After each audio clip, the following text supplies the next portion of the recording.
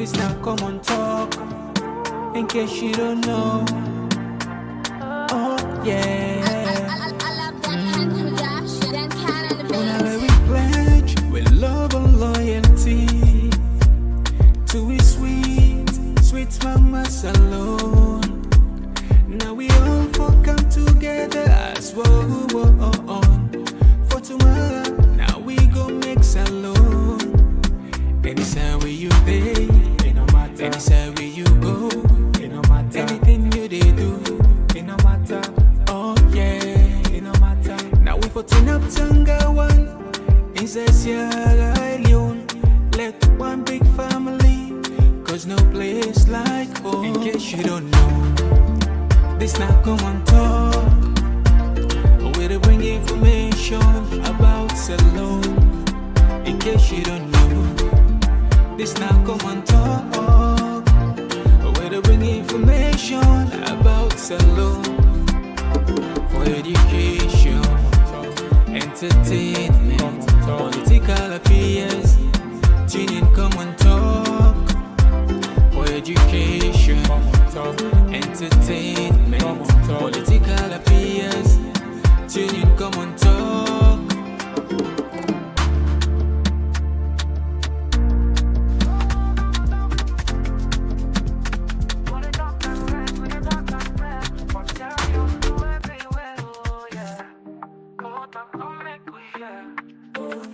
From the streets of Yes, welcome to yet another blockbuster on the Komon-Tok platform. Today, we will delve into a provocative and critically important topic that exposes the hidden mechanisms of global power and their impact on nations like Sierra Leone. In his explosive book, Confessions of an Economic Hitman, John Perkins revealed how economic hitmen operating on behalf of powerful government and corporation law developing countries into debt, exploit their resources, manipulate their politics, all while keeping them trapped in dependency cycles. Sierra Leone, with its vast mineral resources and turbulent history of colonialism, war, and reconstruction, has not been immune from these forces. From questionable mineral deals to controversial infrastructure loans, the patterns Perkins described feel eerily familiar. So tonight, we ask how much of Sierra Leone's economic struggle is shaped by external manipulation? Who truly benefits from its resources? And most importantly, how can we break free from this neo-colonial playbook? To spice up things, we do have Reggie Cole as a co-host, so you could get the correct and full experience of this. I'm sure you were not expecting this, but this is how we do on Komon-Tok show. So we take a short break when we come into the big men in the building. oh yeah. Oh yeah. This now Komon-Tok, in case you don't know. Oh yeah. Whenever we pledge with love and loyalty. All right, so yes, for the first time, we want to use this opportunity to welcome John Perkins on the Komon-Tok show. Welcome. Thank you. It's great to be here with you today. Thank you for coming. And on the other side, of course, make yourself comfortable. Do I need to say welcome? The master dream builder, the Reggie Cole. I'm good. I just want to say something just quickly before we get started. John, okay. I've been a disciple of your teachings, your book, your revelation, since I can't remember, maybe somewhere in the early 2000s when you started writing your book. Read each and every one of them, and today we appreciate you being on here on this platform.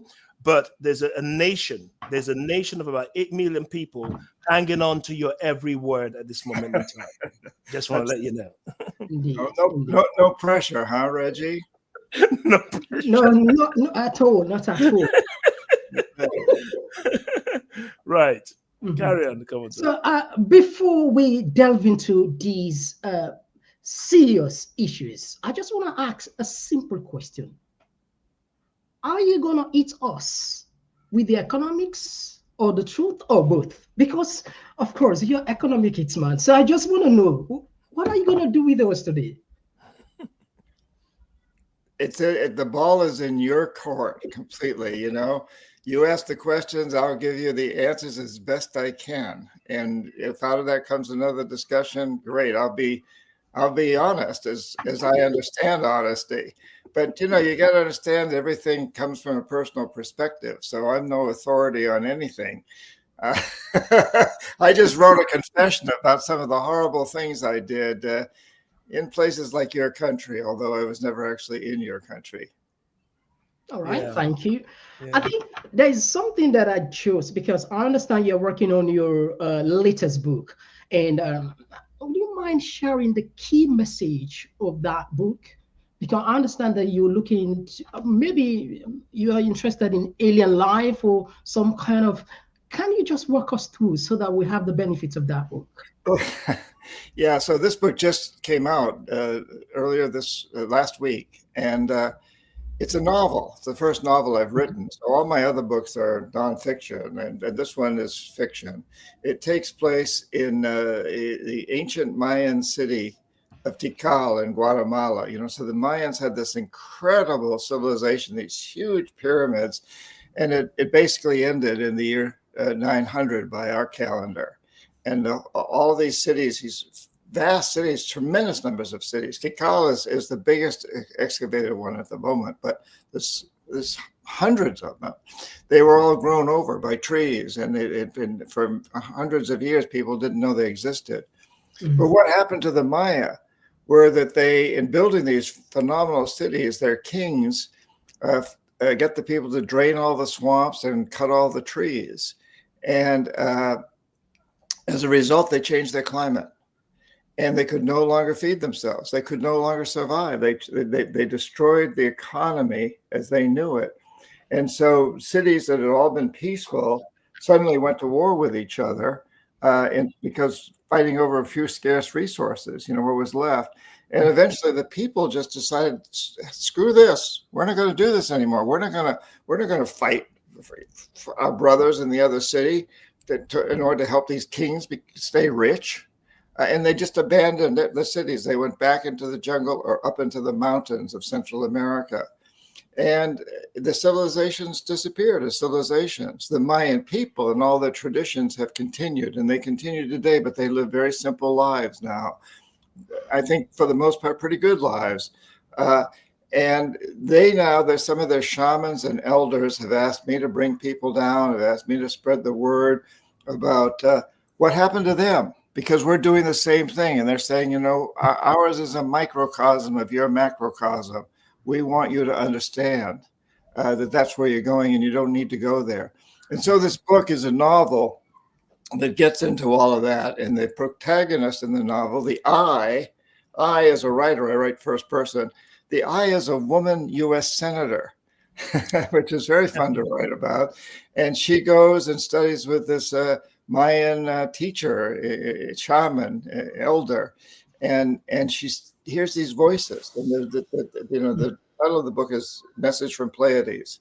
Yes. So the Mayans believe they came from Pleiades. They believe that they receive information from Pleiades, and you can use your imagination for the rest.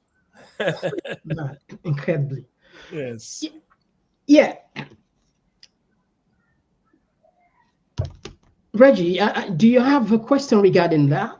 Well, no, I just when we made contact with John's office, you were in South America doing what you do almost now. I believe every year you go down to these people, just so the people know what you're trying to do to bring society together and teach us about what's going on in the world.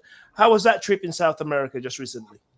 Well, there were two trips. There's one in January where I take people deep into the Amazon rainforest to learn from indigenous people there who also have a very strong environmental message, a message that we have to live as part of, not apart from nature. And it makes a huge impression on people to spend a short amount of time deep in the rainforest with these people who are so in touch with nature, and they have completely circular economies. Nothing is wasted. And then Just about a couple of weeks ago, I took a different group of people to the Mayan people in Guatemala. So these are two different trips that I've just explained what the Mayan people have to teach us. And incidentally, if people want to get a copy of that recent book, it's only in digital form, and it's about $12. I want everybody to read it. It's on my website, johnperkins.org. Okay. And so what we'll do here, John? What we'll do here, John? I was going to touch on that before you came on. We think so. It's about $12. So let's see now. If we can have about on this show, if we can have at least 10 of those books for qualified people on this show, Mr. Komon-Tok, we would pay for it to get that book into people's hands. Okay, absolutely. Yeah. Absolutely. All right. Okay, that's a great thing. But I think one of the main things that we want to drive, and for those who are unfamiliar with the term economic hitman, can you break it down for us as people, as they are still grabbing what is this? Because we know when there's hitman, we know what they mean, but economic hitman, can you break it? Because I know a lot of people have, praised your book. In fact, I even bought the second. I think this is the new version of it, the new Confessions of an Economic Hitman. For those who aren't familiar with the term. Yeah, that's the second edition. The third one came out recently, which is about China's economic hitmen and their strategy. Well, my real title was chief economist at a major U.S. consulting firm, but my job and that of my staff who worked for me was to identify countries with resources that U.S. corporations wanted, like oil, for example. Okay. And then I would arrange a huge loan to that country from the World Bank or one of its sister organizations, but the money didn't actually go to the country. It went to our own corporations, engineering construction companies like Bechtel and Halliburton and Brown and Root and a bunch of those, which made huge profits off building big infrastructure projects in the country. Things like electric power systems, highways, ports, airports, industrial parks. And, these are all, the collateral on the loans was the oil or whatever the resource happened to be. And today it's often things like lithium and gold and copper and the rare minerals that are needed by high tech, as well as oil. Oil continues to be. Yeah. But in the end, the country couldn't pay its loan. It can't pay off its debt. And that's really set up that they take too much debt. And so I go in, the economic hitmen go in, usually under the guise of the International Monetary Fund, the IMF, and say, we'll restructure the loan. But in order to do that, you have to meet certain conditions. If I may jump, so you are going, you're posing as you're coming to help the country, the specific country. Right. And in fact, Komon-Tok, I believed I was helping the country for the first 7 years that I did this job, because I was taught in business school, and we could show statistically that when we invest these huge amounts of money in infrastructure, the GDP, the gross domestic product, the economy grows, and it does. And so it seems as though, and you can say the GDP per capita grows, and that makes it sound as though everybody does better, because per capita means, per person. But the fact of the matter is GDP is really biased in favor of very rich people and big corporations. And so when you show that economy is growing, this GDP is not a good measure of prosperity, overall prosperity. It doesn't measure that. So what you're actually seeing is that the GDP is growing, but that means the rich are getting richer. And usually the rest of the country is getting poorer because money is diverted from healthcare and education and other social services to pay the interest on the debt. And in the end, the country can't pay its debt. And that's when we go back in and say, hey, since you can't pay your debt, sell your oil or whatever the resource is real cheap to our corporations without environmental or social regulations. Let us build a military base on your soil. or privatize your public sector businesses like your water and sewage system and sell them to our investors, or vote with us on the next United Nations vote against Cuba or whatever we want you to vote on. So basically, we've created an empire through debt, which often called the debt trap. Yes. John, thank you so much for that. I want to get into something very specific that I've read all your books, but I totally forgot which book that I read this particular information from, but it's so in my brain whenever I talk to people. I want you to tell us about that conference that you had in Washington, where they called you guys, the economic hitmen, to say, bring the strategies that you guys are implementing in the global South to the West. That's part A of the question. You would tell us about that. And part B of the question, do you think they brought the strategies of the third world to the West? Well, absolutely. It's been successful at bringing these strategies to the West.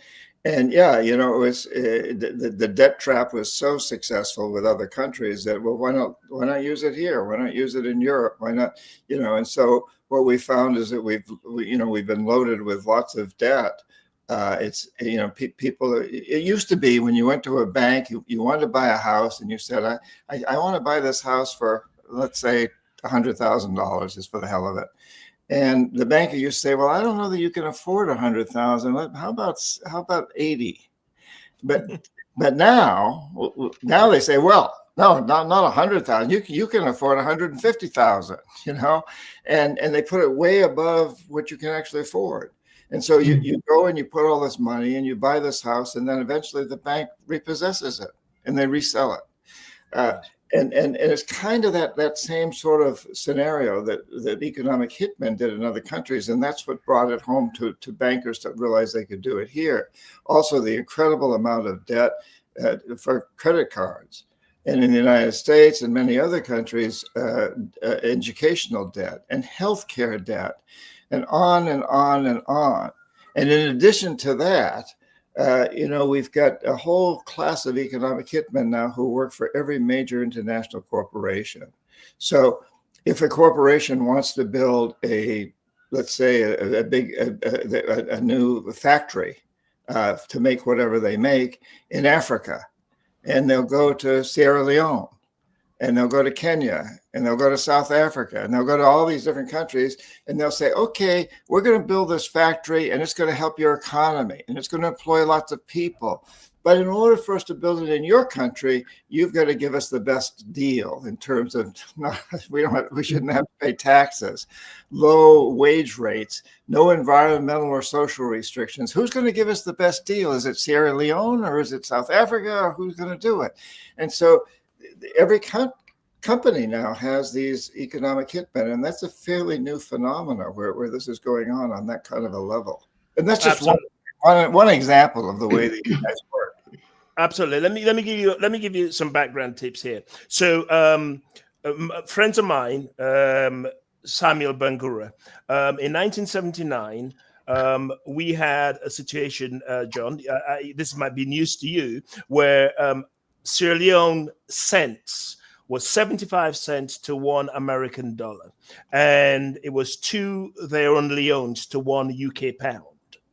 And this guy absolutely refused to sign a covenant with the IMF, and he was killed. He was killed age 49 in 1979, and since then the country's gone downhill. Can you talk to us about the structural adjustment programs that the IMF imposed on countries like Sierra Leone, where we had a strong currency and now we're begging? Yeah, please. Well, that puts the dollar in a very strong position, and it happens around the world. And the structural adjustments that are required are, you have to set government policies that satisfy the U.S. agenda. Or it's really, when I talk about the U.S. agenda, this is really U.S.-based corporations who aren't necessarily helping the U.S. either. They funnel a lot of their money through what we call offshore financing, And some of them, like Halliburton, actually moved to the Middle East to do, I think it was Dubai. And so the U.S. taxpayer doesn't benefit either, and the U.S. workers don't benefit. Nobody really benefits except the owners of these companies, the stockholders, for the most part. And it's all very short-term profit that they're looking at, and so they impose these conditionalities on countries that require that they have certain government policies, they have certain environmental regulations. Often it's just a question of deregulating. And often they implement what we call the neoliberal economics, which means you cut the taxes on the rich, you cut the wages on everybody else, you privatize, and it goes on and on, depending on the country, how you actually relate to this. But it's these austerity programs, and they're programs that are forced on you by usually the international monetary system. And all of it's a part of creating this global empire that has been created largely through economics, not military. So historically, empires were created primarily through military invasion or the threat of invasion. In more recent times, a lot of it's been economics. Although when you look at Iraq and you look at Afghanistan and you look at some of the things that we're doing in Africa, the military comes in also. Yes. John? Yes, I was just going to ask this one. Yeah. Is there no regulation? Who is policing this kind of thing? People, this corporation that are just, as you mentioned, it's not even benefiting the American people, even not even the taxpayers. So are they just maybe freelancer? They are just doing this thing with impunity? Yes, they're doing it with impunity. There's no regulatory body that has teeth over these kinds of international situations. Each country is expected to, develop its own regulations. And many countries, including the United States, are very open to bribery, extreme corruption. I actually have to say, I think the United States is one of the most corrupt countries in the world. Although, hallelujah. Although corruption's done legally here, so it's legally speaking, it's not corrupt. So is it through lobbying? Through lobbying, the corruption legalized lobbying? Yeah, it starts with the idea that billionaires and corporations can finance political campaigns, and we know that, Musk just put a lot of money into Trump's campaign. I mean, that's a form of corruption when politicians are beholden to you. So it's there, and then it goes through the lobbying and all sorts of other things, various ways of avoiding paying taxes, corporations and individuals. I can't remember the exact statistics, but I think it was close to 50% of the top Fortune 500 top profit earners in the United States don't pay any taxes. Absolutely, absolutely, John. John, so one second, Komon-Tok. Let's hit on this one, please, John. Go ahead. We've been having a conversation pre your coming into this show against privatization of public assets. I am totally against it. I'm a capitalist, made millions doing capitalism, but privatization, I say, is a scam. And you've talked about privatization coming in as a some conditionalities of the IMF. Can you educate the people, because you've done this job? Privatization of public assets. What do you think about it? Well, I'm totally opposed to it too, Reggie, with a few possible exceptions. But just think about it. So the capitalist who's privatizing and the investor who's investing in these things that are being privatized has one goal, and that's to maximize short-term profits. That's stated in most of the corporate bylaws, and that's what the individuals are looking for. It's a terrible goal, frankly. It's a goal of our modern system, what I call a death economy. So you pit that against the publicly owned company, where the goal is the stated goal, and what everybody supposedly is working toward is benefiting the public. And I mean, it doesn't take a rocket scientist to understand the difference between these two. Under which system am I going to benefit the most? And now, having said that, So a lot of people will say, well, but the public system, the government systems, these things are corrupt, and they're poorly managed and poorly run. And there's all sorts of waste. We've got this thing going on in the United States now that, that Musk has put in the Doge, Yeah. yeah. And yeah, there's waste, but the way to get rid of that is to reform within that system, to really go in and take a look at what employees are doing a good job and what ones aren't, a merit system.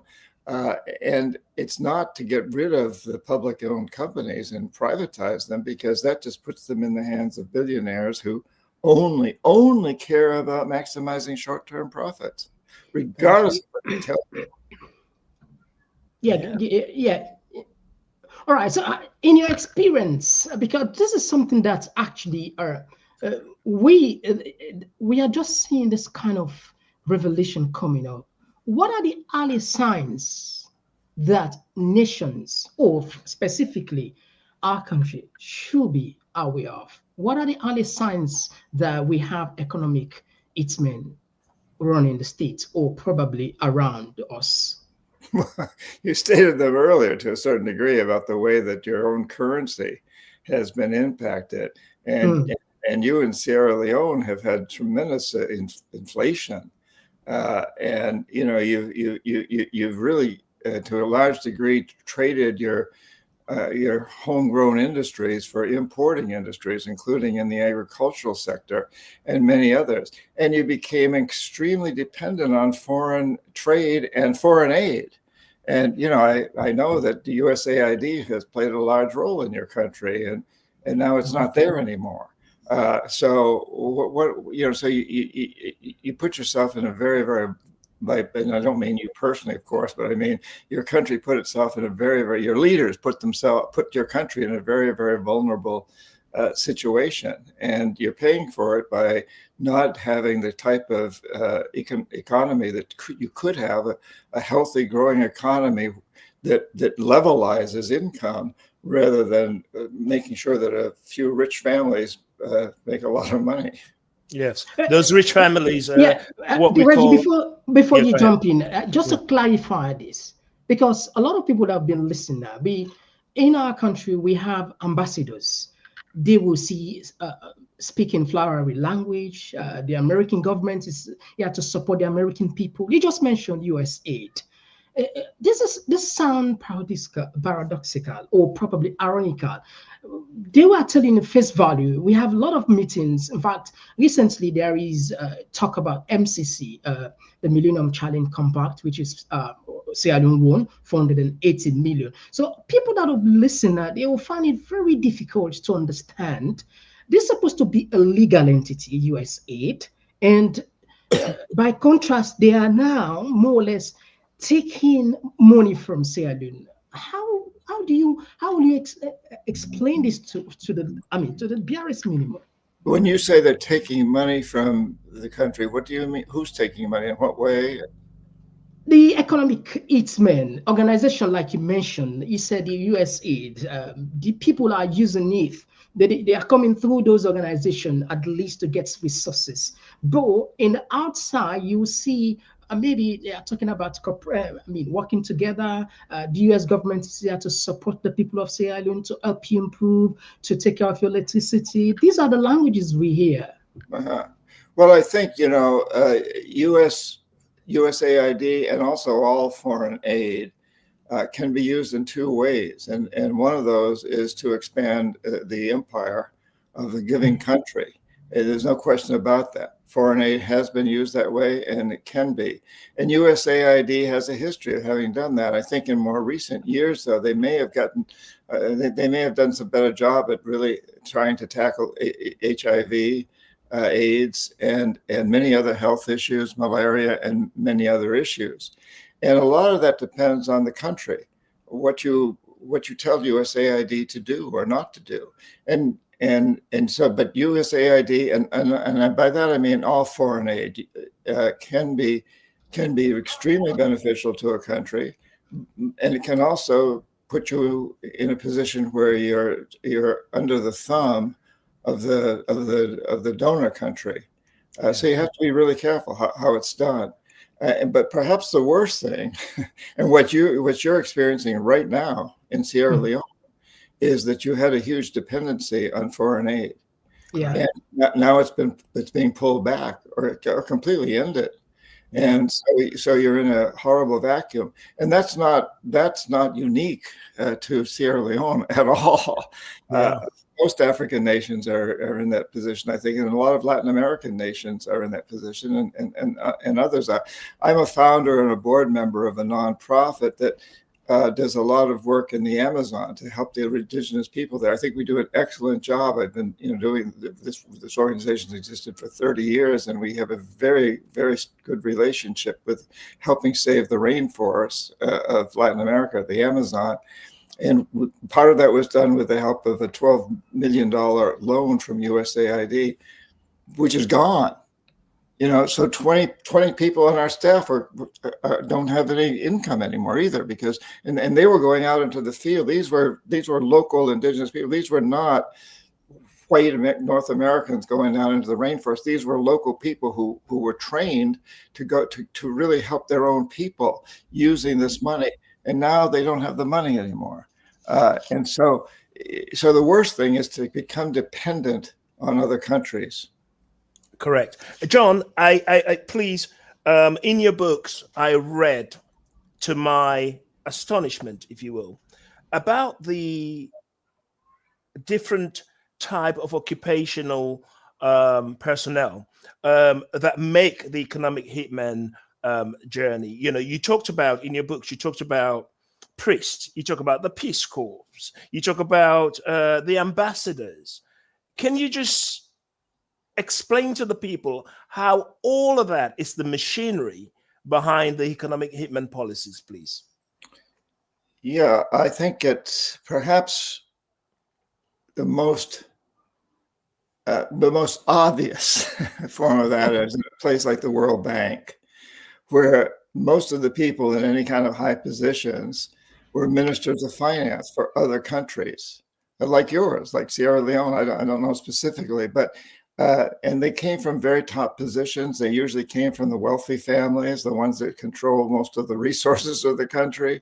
And so when they're at the World Bank and they're making decisions about how the World Bank will distribute its money to other countries, they're very biased in favor of helping their own families and helping, the businesses that are there. So they want to direct those loans toward things like that, which are things usually like big electric power systems, major highways and ports and airports, things that are helping the big business.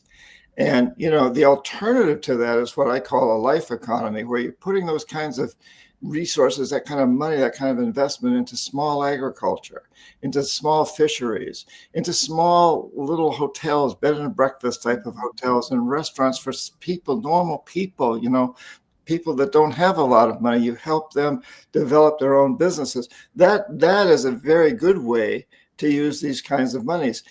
Typically, it isn't used that way because these organizations are part of not just a system that wants to spread its own imperialism, but also because it brings people in at high levels.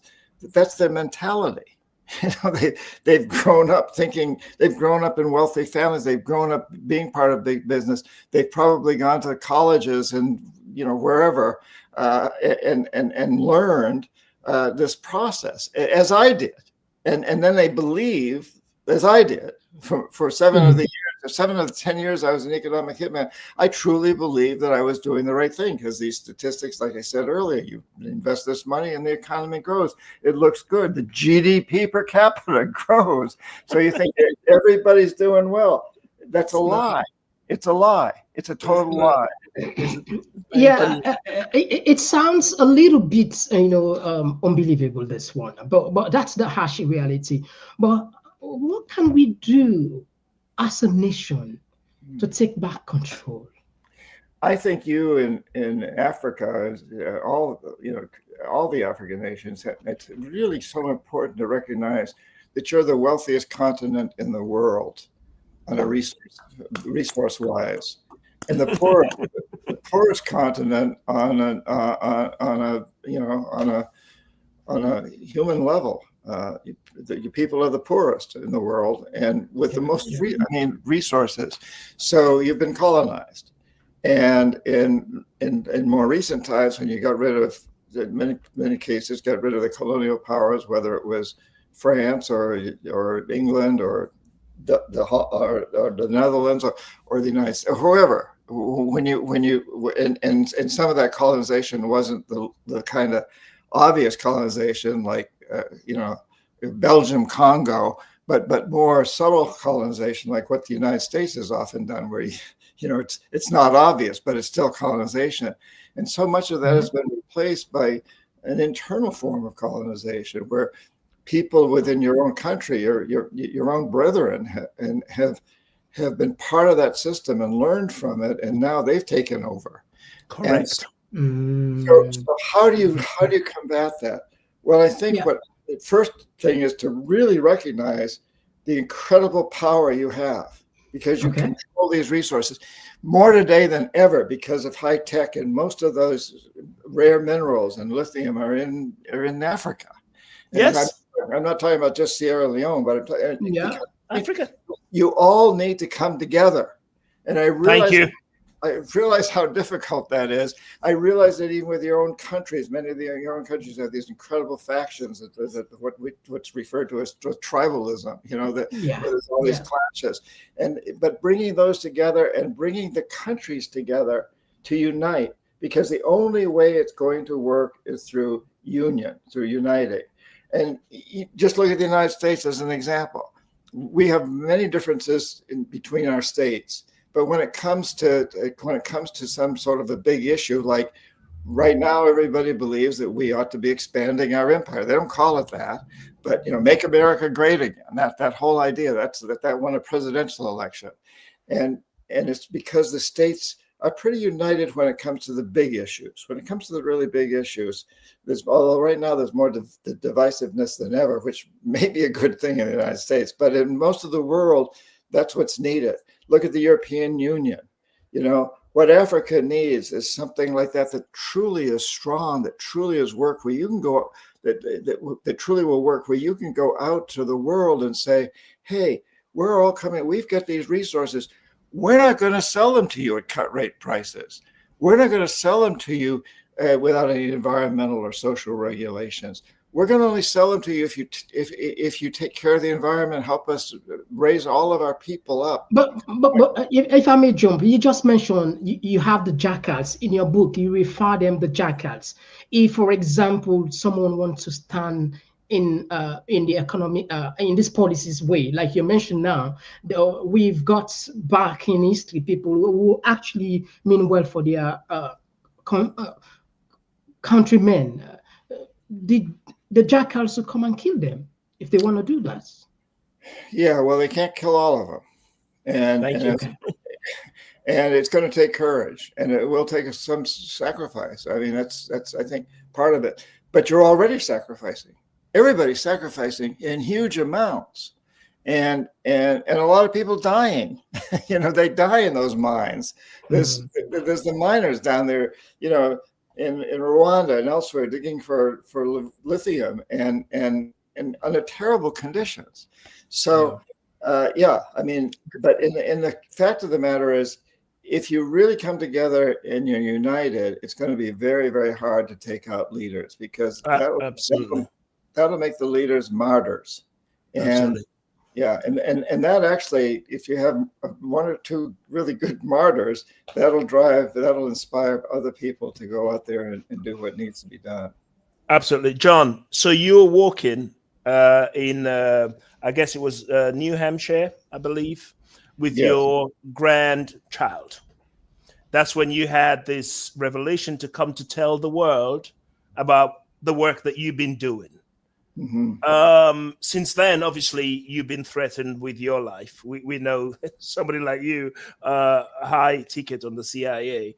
But what made you, I know you said you were walking, what made you come to the world to say, this is what we're actually doing to the world? What did that for you? Right, that's a good question. I was just going to ask a similar question, but thank you for bringing it up. Yeah, people have been asking this question. Why is Well, he doing this? it really started with Omar Torrijos, who was the head of state of Panama. And Omar and I became friends, and Omar was standing up to the United States, a little country, Panama, that has a Panama Canal, but he was really standing up, and he ended up signing the Panama Canal treaties with Jimmy Carter, which gave the canal back to the Panamanian people.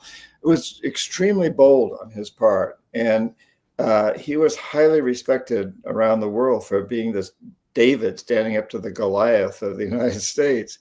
And he told me, he said, John, don't you realize that you're lying to yourself and you're lying to the world? And he went into detail. He explained to me, he helped me understand what it was I was doing, this dichotomy between GDP and actual prosperity for the people. He really helped me understand that. And I have to say that once I understood it, I really didn't want to believe it. Because like so many people that get stuck in the system, I was making a lot of money. I was traveling first class around the world. I come from a poor teacher's family in rural New Hampshire, and suddenly, I'm wining and dining with presidents and beautiful women, actresses, and so on and so forth. And I don't want to give this up. There's a side of me that doesn't want to give this up. But my conscience over the next 3 years continued to grow on me. And then at some point, I realized that I was really unhappy, that although I had all these perks, I had all this stuff, I was stressed out. I was unhappy. I was living on Valium and alcohol. I'd fly from Boston off to Jakarta, Indonesia, to have meetings to negotiate billions of dollars worth of projects. I'd be getting terrible jet lag. And I'd go to bed at night, drinking a lot of alcohol and taking a Valium and go to sleep. And the next morning I'd wake up and have to drink a lot of coffee just to get myself to the next meeting. And I finally realized how unhappy I was with this job, that it wasn't my dream. And then I had an experience one time when I took a vacation in the Virgin Islands. I rented a little sailboat, and I anchored the boat, and I climbed up this hill on St. John Island to this old sugarcane plantation. And I'm sitting there. It seems so idyllic, so beautiful. The sun's setting over the Caribbean. I've got a few beers in my hand. There's bougainvillea growing around these old ruins. And then I realized, oh my God, this plantation was built on the bones of thousands of slaves. And then I realized this whole continent, this whole hemisphere is built on the bones of millions of slaves, a lot of them brought over from Africa, but a lot of others locally grown, from the indigenous people. And and then I had to admit that I too was a slaver, that I wasn't pulling people out of forests and communities and putting them in physical chains, but I was putting them in debt chains, the debt trap. It's a different form of slavery, but it's nonetheless a form of enslaving people to debt. And so at that moment, I made the decision I wouldn't do it anymore. In fact, I made the decision that not only would I not do it, but I would do whatever I could to reverse that process. Thank you. So we talk about Maslow's hierarchy of needs. What you just described to me, and which is why I'm doing this, even with you, is you get to a point that you realize, hold on a minute, even though I'm part of this system, even though it benefits me, I'm going to start to point out what's wrong. It's a point of self-actualization, the pinnacle. Would you say you can relate to that, John? Well, absolutely. Yeah. I think, if a number of factors have to come together. I think somebody really being a mentor to you, like Omar Torrijos was. And then there was a woman who I was dating in Colombia, a Colombian woman who really pushed me to stand up to the system. And my conscience kept bothering me. And I also realized that I just plain wasn't happy being in that system. So a number of things have to come together, I think. And then you got to decide, how can you best fight the system? Yeah. And for me, I thought it was writing about it, speaking about it, being on programs like this with you guys. Yes. Speaking out about it. I'm not exactly an organizer like, say, a Martin Luther King Jr. or others, but I'm not that kind of a person, but I like to write and speak out, and that's important too. Thank you. Right. There is, at least just for the sake of argument, is there any way that countries can negotiate with these lending institutions, like, for example, the IMF, the World Bank, to better off their economies? Is there any way? Do we have that kind of strong leverage to better negotiate with them? Absolutely, and there's been a number of examples. And I've worked more than anywhere else in Latin America, so both Argentina, Ecuador, and several other countries have been successful. So as an example, Ecuador, when Rafael Correa became president of Ecuador, and Rafael Correa has a degree in economics from the University of the United States, he understood the system, and he immediately appointed a commission to study the debt of his country. And that commission came to the conclusion that about $35 billion of the debt that the World Bank claimed Ecuador owed, Ecuador didn't know, because it had been taken on by a military dictatorship in Ecuador. And the military dictatorship had never asked the people. And the military dictators eventually left the country with a lot of money. They stole it, basically. And so Correa goes back to the World Bank and says, I'm not paying this money. We don't owe it. You as bankers should have been responsible enough not to give these loans to these dictators who were not operating under any kind of a mandate from the people. They were just enriching themselves. Bankers should take more responsibility. I'm not paying these loans. Well, immediately, Fisk and Standard & Poor's and the other rating agencies downgraded Ecuador to being a junk country as far as debt was concerned, and China stepped in and helped Ecuador get out of it. Now China's also now put Ecuador into a lot more debt. That's another story. But what also happened very soon after that, Correa was able to negotiate a deal where he ended up paying, I think it was 25 cents on the dollar. So rather than paying the 35 billion, he paid roughly a quarter of that back and got back on the good side of the international bank. So he did pay some of the loan, but he paid back a lot less and instituted a lot of measures in the country to not allow that to happen again. And all right, so finish, continue. I think well, I want to say that Correa is a very controversial person in Ecuador right now, and he did some things a lot of people don't like too. But that was one of the things he did that I was very impressed with, and it does provide a model and an example. Argentina did something similar. Iceland has done something similar.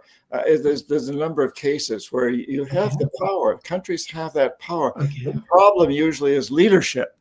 And the leaders often don't want to exercise that power because they're making too much money off of it. They're part of this colonial mentality. And so you got to have a leader come in who really understands the system and is willing to fight it. Now you go. Okay, John, we'll take just a minute break. So when we come, we'll try to finish the program. We have collected 10 questions from different people across the world. Anyway, we'll be probably reading them for you first to get your own side of it. We'll take 1 minute break. When we come, continue the program. Thank you. Oh, yeah. Oh, yeah. This now Komon-Tok. In case you don't know, oh yeah. Whenever we pledge with love and loyalty to a sweet mamas alone. Now we all come together as one for tomorrow. Now we go make alone. Anytime where you pay, anytime where you go. Anything you they do, it no matter. Oh yeah, it no matter. Now we for turn up Tanga one. Inside Sierra Leone, let one big family. Cause no place like home. In case you don't know, this not Komon-Tok. alone. In case you don't know, this now Komon-Tok, where to bring information about alone for education, entertainment, political affairs. Tune in, Komon-Tok for education, entertainment, political affairs. Tune in, Komon-Tok.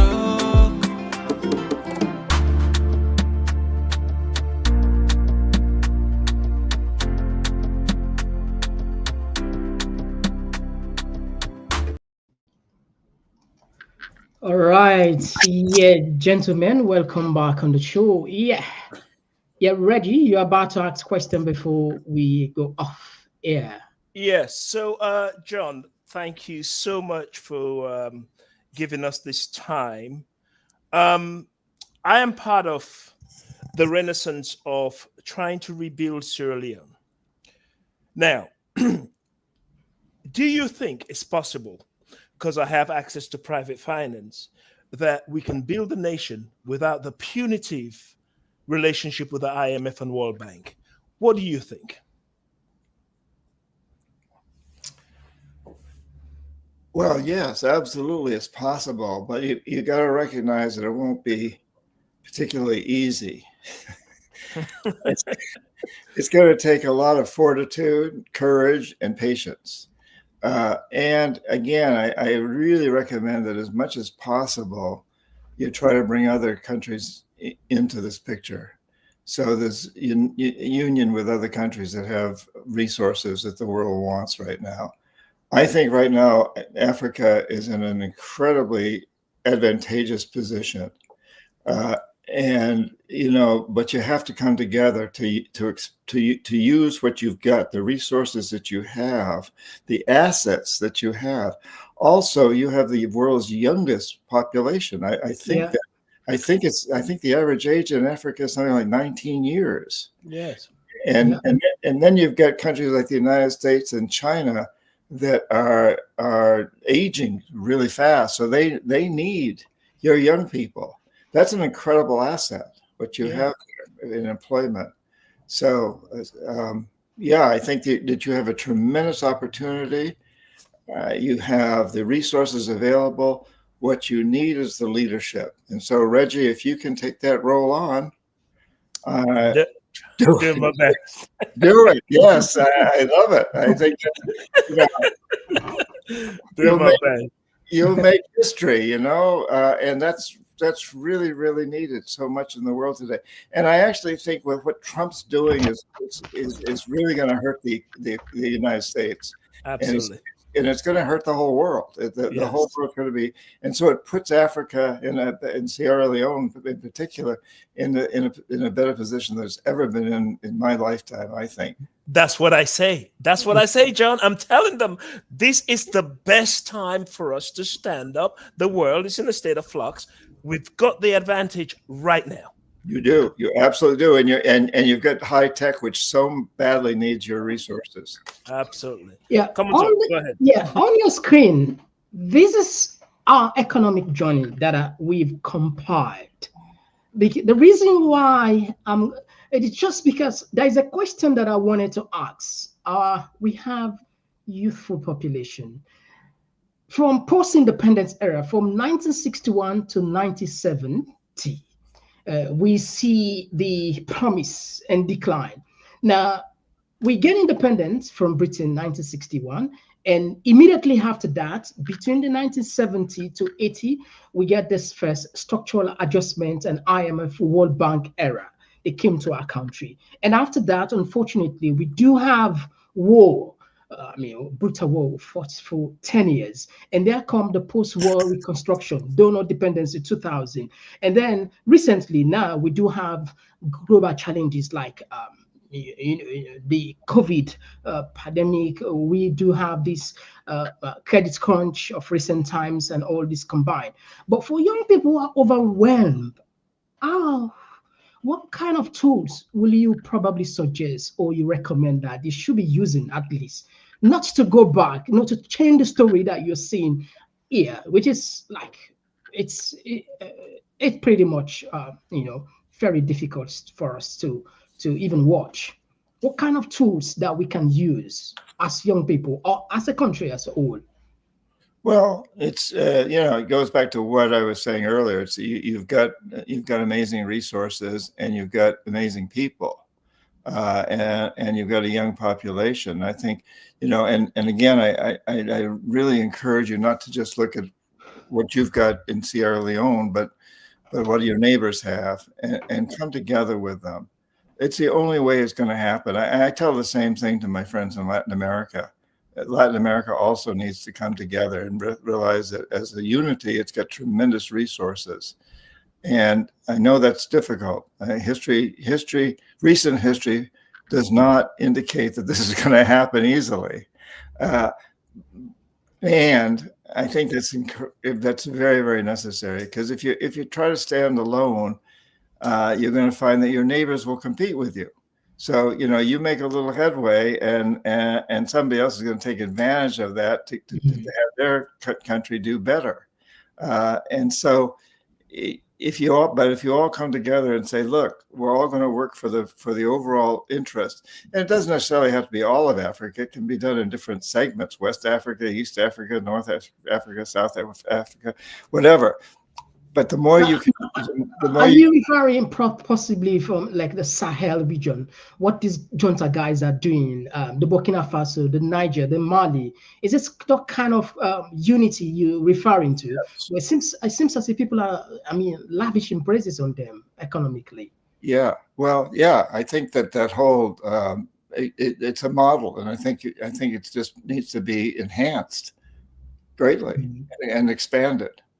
Well, I've got a $100 billion GDP plan, John, that I think if Sierra Leone is to rise, I think we need to make the economic cake a lot larger so people can pay attention to themselves rather than pay attention to what their next door neighbor is doing. If you're busy, you don't have time for the next door neighbor.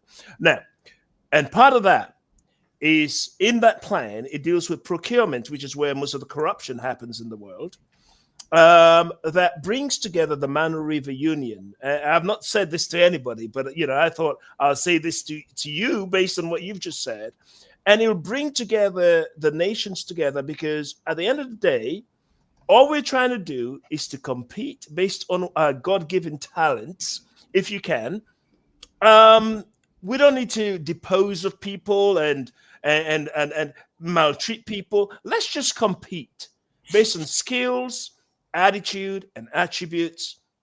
And if you've got it, you've got it. If you haven't got it, sorry, it's just the way it is. But right now, we talk about resources coming from Africa, but yet the human drain, the human capital from Africa to the rest of the world is it's immeasurable. Yes. The damage it's doing for us not being on the ground to develop that country. So anyway, so spot on with you. And I think Komon-Tok, I think you want to ask your questions now so we can let John go back to do his normal chores today. John, it's been an amazing time with you. This is a dream for me. I've dreamt of meeting superstars from when I was young. I've met them all, the likes of the Dennis Pearsons or the Five Stars or whatever. But this was something I wanted to do. Oh, come on. Well, thank you, but not for me.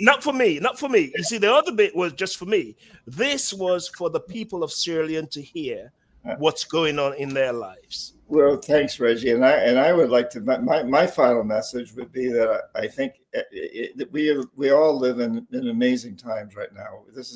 We should all feel blessed to be alive at this time, because we're in the process of redefining what it means to be human beings, being human on this planet. Yeah. And I think Africa is just in a magnificent position to take a leadership role. But it needs leaders so that the whole continent can assume a leadership role, and each country can play a part in that. And when you mentioned the competition, it reminded me of when I was in high school. I played tennis, and I was usually number 2 on the team. If I wanted to be number 1, I had to beat number 1. And as number 1 and I played each other, we played really hard, and we were extremely competitive, and we honed our skills as we were doing that. Then we would go to other schools and we would play doubles together. We'd be on the same team. So the skills we honed in competition would now serve us as a team together. Yes. And I think that's a great analogy for what you're saying, that yes, you can have competition between your countries on various levels, but come together for the common cause, which is helping the whole continent rise up and helping people all over live better lives. All right. We'll just take probably 5 questions from our people. These, let me go on the first one.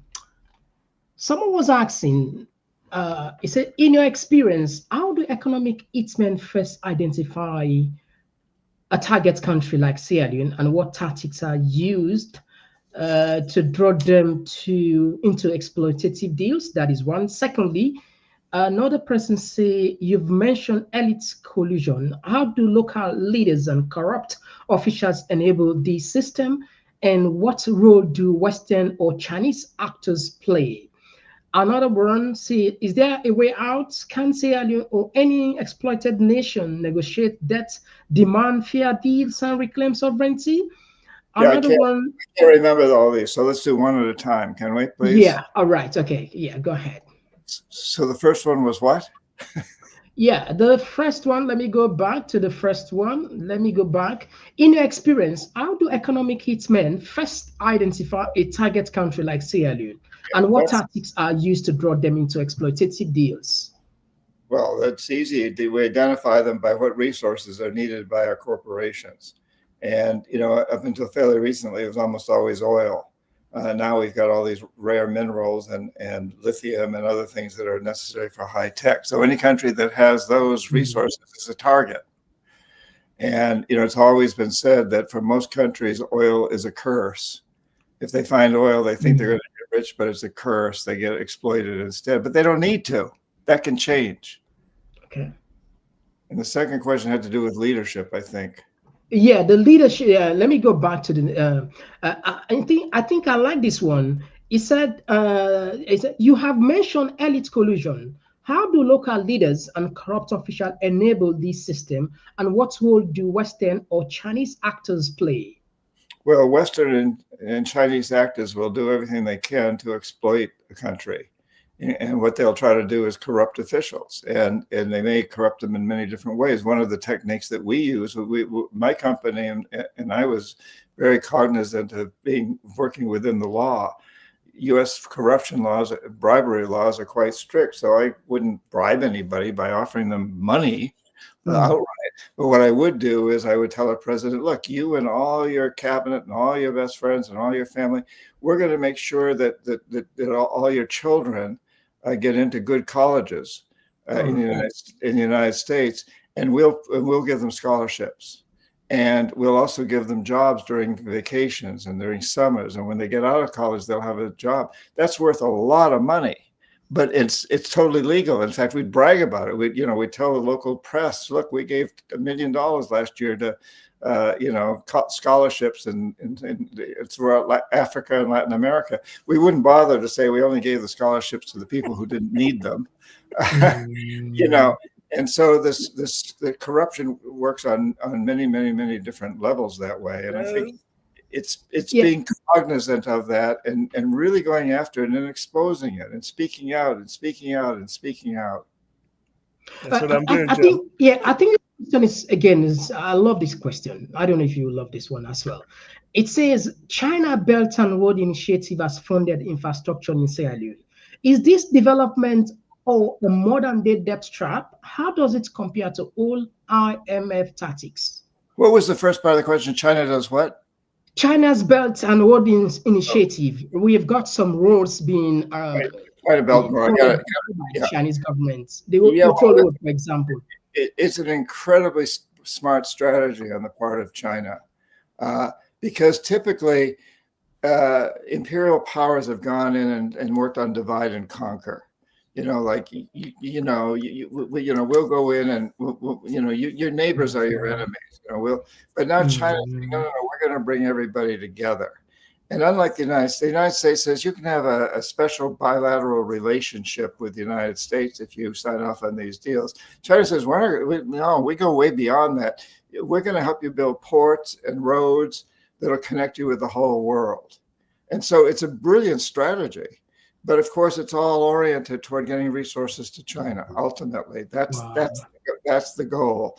But I think you can use this. It's not. I mean, let them help you build roads and so on, but make sure you keep control over where the exports go and where the imports. You don't want to continue to import so many things. You want to grow your own agriculture and export it. China needs it. China needs it, and so encourage those industries.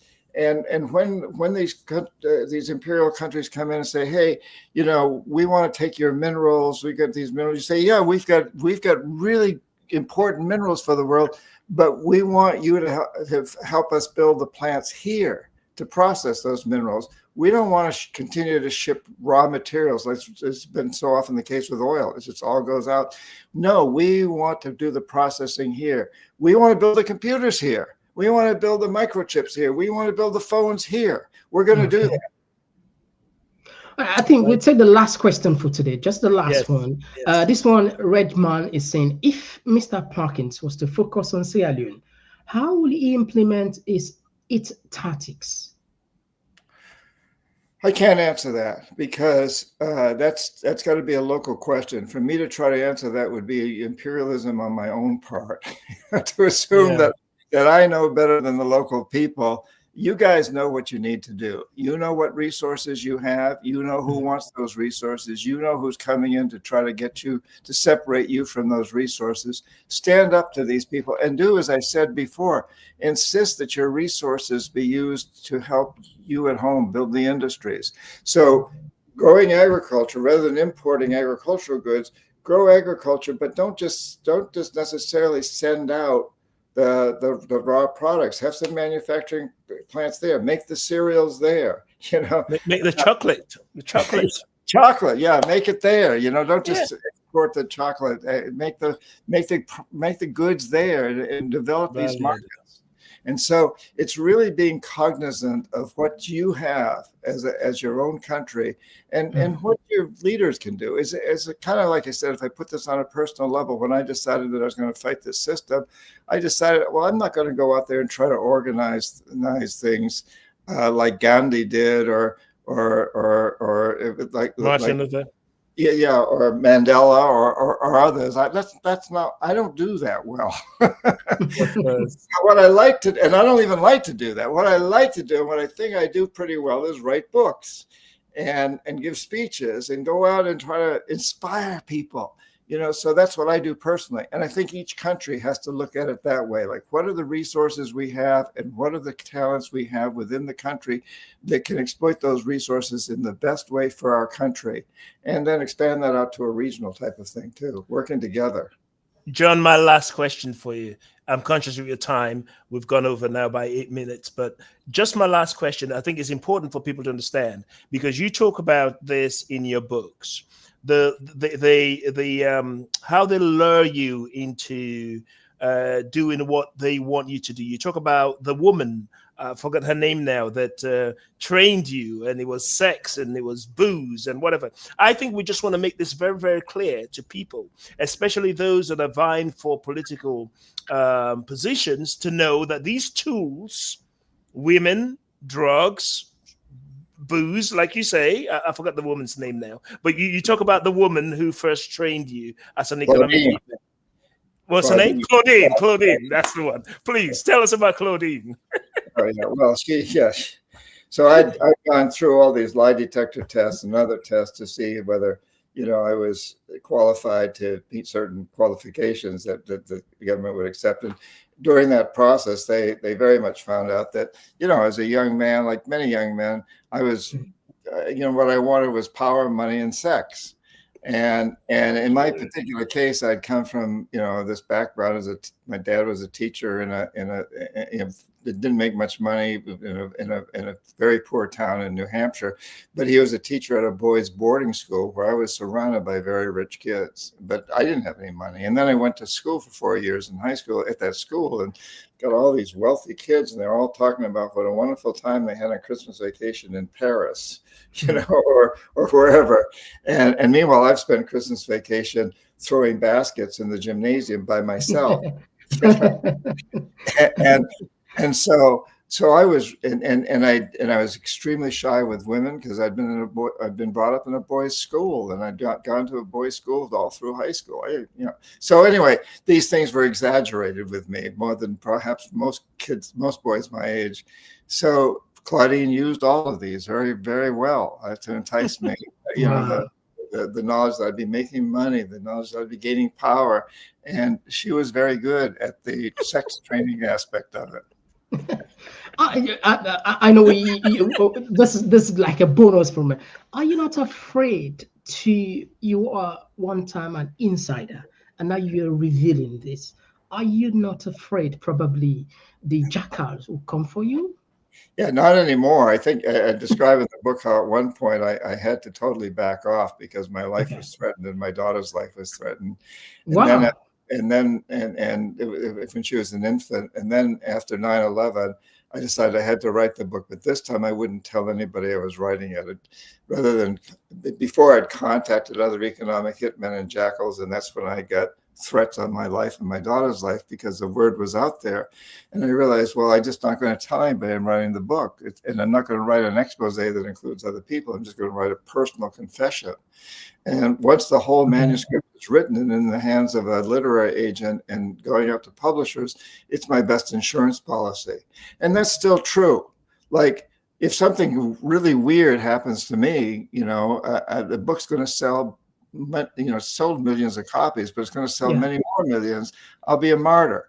So they don't want that. So, the best defense really for whistleblowers is don't blow the whistle prematurely. Don't threaten to blow the whistle. Don't let anybody know you're going to blow the whistle until you've got all the information you need behind you. And they know that if they kill you, that information is out there and it's going to spread even more wildly and widely because you're now a martyr and people are going to be really, really interested in you and everybody's going to have heard about you. So, there's many ways to get around this fear. We have to be smart about doing it. And I think that's a really good lesson for Sierra Leone to listen to too, is how do you get around the colonialistic traditions in a way that will also protect you. John, I am conscious of your time. I am grateful that you appeared on here. Nobody will believe John is 80 years old now. And really? Yes. You and look much younger than that. Of course. It's Claudine. It's Claudine. Anyway, John, I am so grateful. We will take through the back office at least 10 of those books, and we would give them to people that will be watching this show. And we would keep promoting the Economic Hitman series. We're so grateful that you've taken time out your busy schedule out of your life on this day to come and tell us what is going on in our world and how we can combat that. I thank you very, very much. Well, I'm honored. I'm honored. I'm honored. It's been a pleasure. I really enjoyed it, and I love what you're doing. So please keep doing it, and let's do this again. Let's have another one of these. Yeah, thank you very much. And Pastor, the entire Komon-Tok family. I'd love to. Greatly. And if you can arrange for me to come to Sierra Leone and speak at a few universities or other forums, I'd love to do that. Consider it done. Consider it done. Right. Consider it done. Right. Thank you, I mean it. I'd love to do it. Thank you. Thank you for your time. Thank you very much. It's been a pleasure. Thank you. Yeah. Okay. So yeah, that's it. So Fambul, we don't come back now. We on side. I'm sure I see plenty people in the sea Now we interpret this. We go find the time where we go interpret this one. We go do voiceover. We go cut this. This not a program we will live forever. I think it just magical. What happened tonight? It just miraculous. I go put on so. For ladies, man can't tell me waiting. A lot of people and on the scene here. You know, one thing, but we like we stranger they tell we, even though we know the obvious. Well, we like Chinese man come up from China, American man come up from America, British man come up from Britain. Can't tell we as alone say, una for unite, una for stand up against una leader there. Una not get leadership. Now this are the thing. You get the keywords. So what we got for they do over the coming days?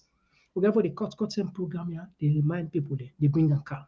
Now make us say this is a program we will live forever. It's really, really like what they say, magical.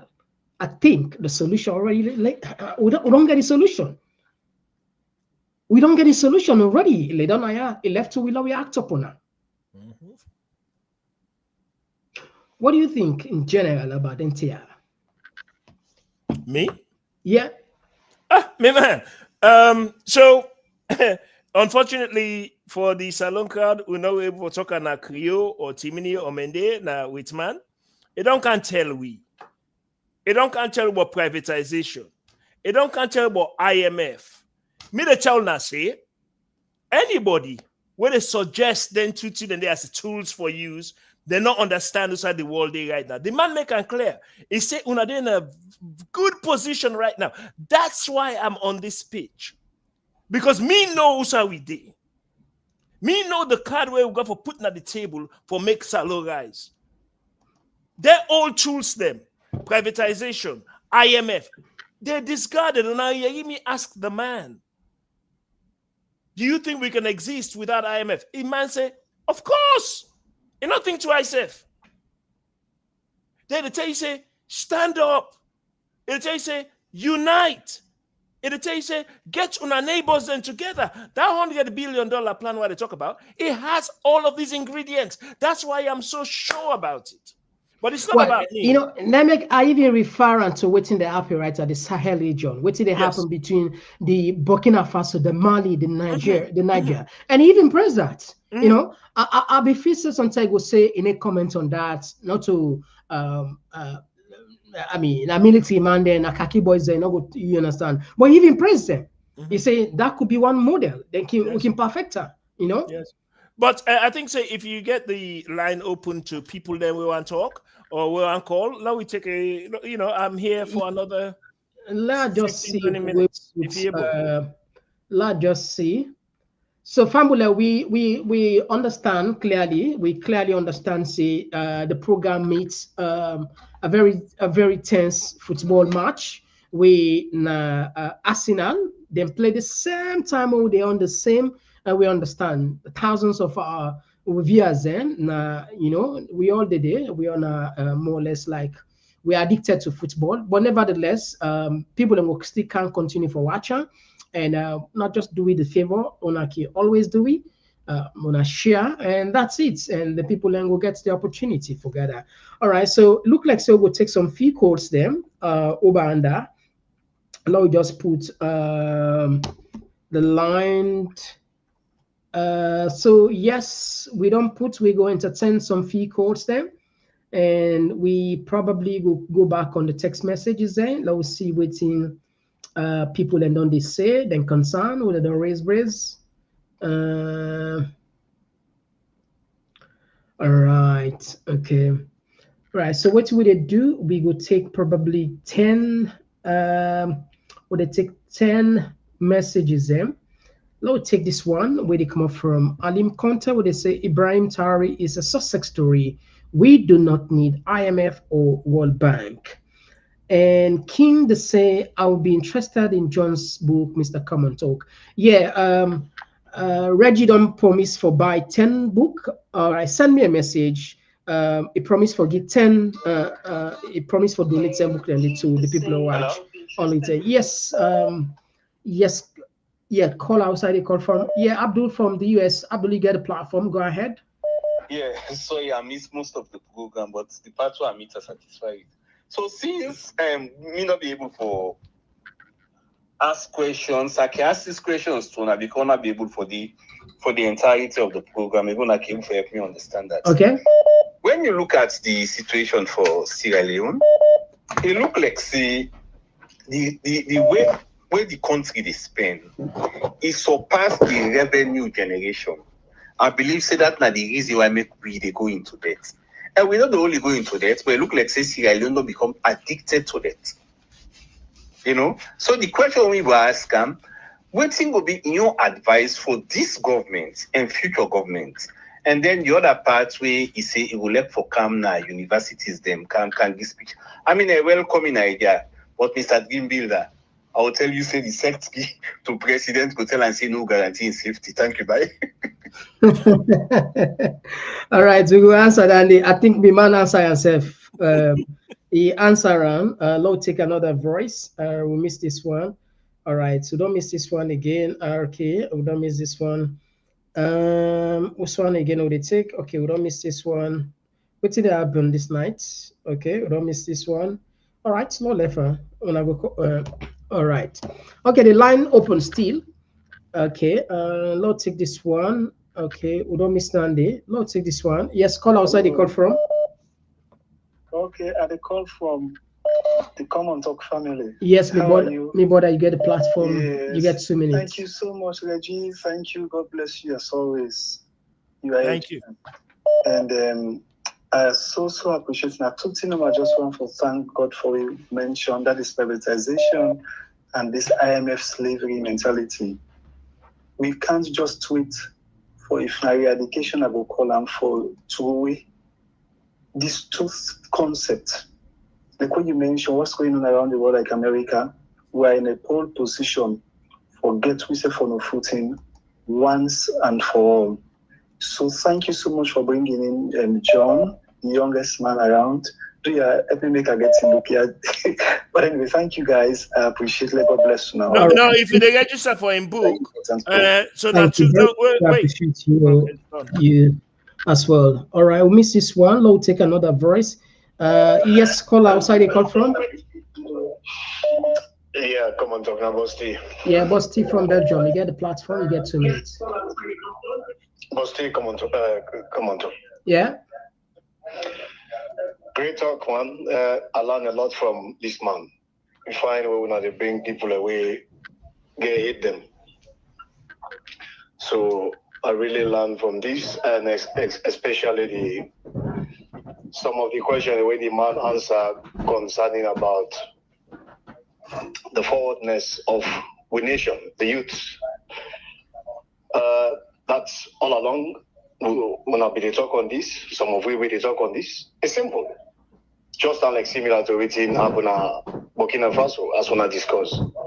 When these 10 rebels are in power, normally the youths, if the people are really rise, or maybe one day we are in suspect, maybe a leader not there for lead the youths them for law we do waiting necessary. Maybe now one of the teenagers. But with the youths and if the population acts towards waiting the governors alone, this thing, if I don't know, especially the sick politician they will get. So a really educative, and as when I say when I go buttress on this topic, it go fine. For when I educate the one they wait and just give for dance. We didn't see one person today, they're ready for dance. These go buy biscuits, they're ready for dance. All that stuff that day. So you find anyway, for this, maybe they follow Arsenal. But for see something like this way, so educative, especially where you continue to they go na the drain. If I follow. All right. So well, thank you, man. Thank you very much, Posty from Belgium. And I'll take another voice. Yes, call outside the call from. We don't miss this one. Yes, call outside the call from. This is now ex-civilian. Ex-civilian, you get the platform. Go ahead, you get 2 minutes. They tell Mr. Reggie, thank you very much for bringing this party today. Don't you want to wait for this program? Thank you. Reggie been talking, he will bring this chronic Hitman. They can explain to me a little bit. You know, as from today, this man don't get enemy in a salon. Usman. This Rigi and economic hitman. They don't get big enemies in a salon. I know, you know, to all politicians, they understand what this man they try for talk. I tell you. And the way they understand, when I agree the one day, believe me, they will see this man a very, very bad man. For we the people in a salon, you just feel like say you angry. You get all the equipment now, you forgot a kitchen, a cook, then a problem.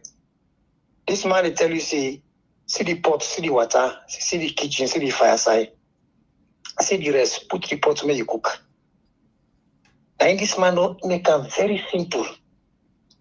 And the greedy one, they now, where they don't want to cook, eat for yourself, unless they cook them on the way. Then you see this man very bad, as a very bad man. Hey, God. See how this thing simple.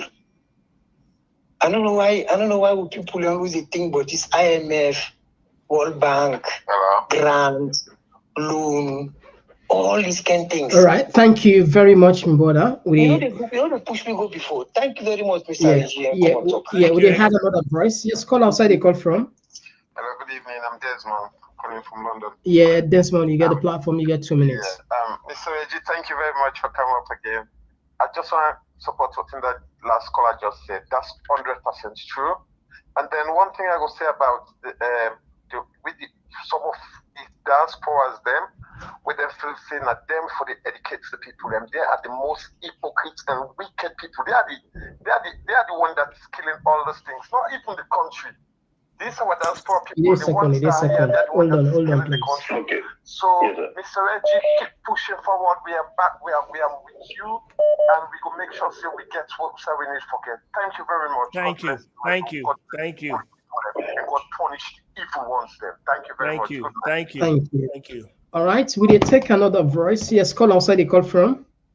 I call from the United States. My name Reginald Smith. Okay, you get 2 minutes. So, yes, sir. Now, I asked that question when the last question when okay. We are not before we not the answer and understand why. So the red noise that now Hitman, I just put on there because it's just like the boy sit down there. I mean, when you put your so say I mean Reggie. Okay. You know, but when I look the plan, I mean try for Chukam for see if you go say something. Basically, the question is. If you focus on salon today, how you be for hit salon, So now I will tell for Chukam for see if you can give me any kind of insight where we already know, like you say, we already know. I mean, Mr. Corey, so I don't listen and Boku put saying now brains man. As much as we talk Trump, as much as Trump that be the businessman. We see what you do the first step. We see what you do this time around. Although people do not like them, but I believe they get to be profitable to the country. But in any country, I believe in a businessman for will because really, government is a business. When you look at now, businessman for one, a country, a good businessman, And that being said, that man they say some things. They say, he cannot say, they talk to Mr. Cole. He say, if you can take up that, I see, now wait, man, I see what in the talk. And Mr. For second motion, then Mr. Cole, they are big. Now, no more. All right, thank you. Yeah. All right, thank you. For the program, thank you. Thank you very much. All right, so they take another voice from here. It look like we will extend the calls there because it look like say people that want call really. So no worry, family. We go extend the program. Jubila, please bear with me. Now you need a second after this person. Yeah, call outside. They call from. Mina Fatima Sisse, I call from London, UK. Okay, Fatima, you get 2 minutes. Go ahead, please. Okay, 2 minutes, Boku. Okay. I just want to say thank you, Mr. Reggie, and thank you to John. It's been a pleasure and it's good that you bring somebody calm. We can explain things even more because Salomon or Africans, if we not see, we get this thing about seeing is believing. But a good that's outsider because we respect outsider than we own. Yeah. We can explain things to me. and only a fool now go sit down and allow let it use them. So it's time. There are three things that John raised: unity, good leadership, and an era of humanism. Those three things really stuck with me. So Reggie, keep doing what you're doing. Mr. Komon-Tok, thank you very much. Thank you very much. Yes, Jibril Bangura, you get the platform. Go ahead. Yeah, Mr. Komon-Tok, Reggie, and John, it's a privilege. Thanks. For let us talk now on show. And the last woman we talk, they just nailed the whole thing. I mean,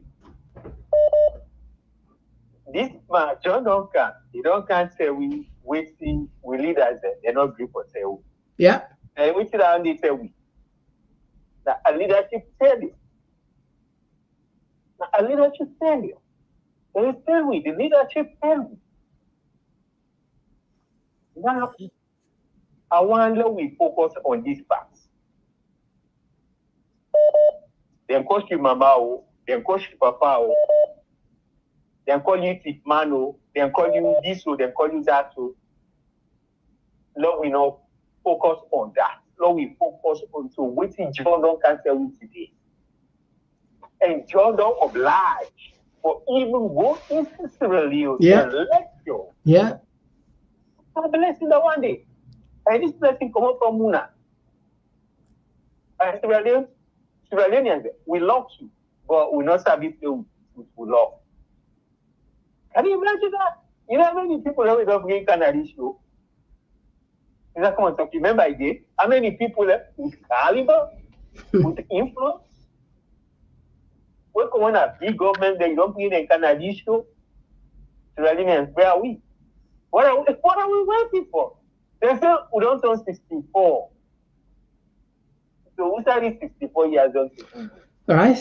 Thank you very much, Jibril, for your contribution. We had another verse. It's my pleasure again, once again, Reggie, you and we economists, John. Man, when I don't name the box, when I don't put the last name that I'll copy. Thank you. Thank you very much, Jibril. Thank you for We'll take another voice. All right, so don't miss this one. We'll take another voice. Family, no worry. We'll spare time. No worry. We go spare time. We go take probably another 5 calls more. Yes, call outside the call from. This is Kailondo. Yeah. Chief Kailondo, you get the platform. Thank you for joining us. Mr. Reggie, thanks very much for the good job and bringing us good people, talented people like that. You're welcome. It's in our politician, brother. Don't feel we IMF, World Bank, Randy, they're not for help country. Not for help country. Then they always find the weakest leaders they wouldn't be able to control. Correct. Because you don't see, say, and as Kuruma, they don't come under the track if they work with the Chinese tech. And the Chinese, the way you work with them, you see practicality. You see practicality that they can't do the work for you. IMF and World Bank, now they give you the money, and the politician wouldn't give them the money back, then tip the money and go back to the people there. So they know that. Now they know the left say, the internet Western world can't fight for we. So I don't know, go for fight for we, so we go for grab. Then they are in a business, then they pay. IMF, World Bank, they are business. Now private people that them combine money put them together. They look for profit. You know? So politicians, they know the land, bro. They know the land. We therefore stand up with the young youths that we don't aware now. Like just like Mr. Reggie with this who. If it be a good financial advisor or minister of finance or a leader of that country, you know, because you know business politicians they then have to keep take the money, bring them back abroad. Mine are the only profits they get, bro. Thank you very much. God bless you. Thank you. Right. Yes, me brother. Okay, we don't miss this, me brother. All right. Okay. Yes, me brother. You get the platform. Go ahead. We say the call from. Thank you so much, Mr. Komon-Tok and Reggie and John. And I just get a couple questions. The question is, we remember when Mother Building came to power during the MPRC, and they can sell the funding. They say government not to good business people them that they can make together quality. They say that they will manage them. So I want to ask the question. What they ask now is the Komon-Tok. Some of them mining people, and some of them put the car open factory and everything. We not get a law for tell and say right now if one can make any factory also that would they that accessible would they other place you're supposed to construct some people in that community day. Then you're supposed to make an hospital build up that community day. And actually pay let benefit that community like a state like how they say states there so then make the people in that community benefit. If it's that they add them, let them make sure stay then chief Chelsea for and for the day and people already take the right area they now the people who are the original people in that particular community day. Then we govern them because let's say one thing, all the IMF or whatever that kind of condition they want follow the party they go all the time. So if the president is signing the deal, say okay, then we know we not pay we invest in the country and invest in a certain area there. Because if we don't get, for example, each district will get like a 5 or 6 hospital day, we get a police station day, we get everything because we give a condition and say that they go. We know the field, we the citizens know the field waiting with the get that now community last year for come on. The money the damage the police benefit we as a Kono people them. So if they invest in the Kono day, let us say field they get hospital day as a Kono hospital, as a Kono police station, as a Kono mall, the tax will be collected, they implement it in that particular place. The government find another source how to make money for pay a minister and put in a minister that's small, and not if you're like a 10 or 12 or 30, they're only not the tools there for work with people. Right. And not to say that they will bring that person to development. That's in now we don't people always say, I mean, we don't need again because then say any I don't get their own people and they don't offer support. They get all this say we don't need to go big again. We want to continue. My brother, this like what you say, it's not a rocket science, but we don't know what in the end of the will say to then get. Anyway, thank you for your contribution, a bright one. Thank you. God bless. God bless you too. We take another voice. Yes, call outside the call from. Mr. Komon-Tok, good evening. I call from Southern Europe. All right, you get the platform. Go ahead. You get 2 minutes. Yeah, well, thank you so much for this program. It's very interesting with this 8 years of age man. I really enjoyed it. I really enjoy the thing. Tell this, Mr. Komon-Tok, miss me to me learn all the time.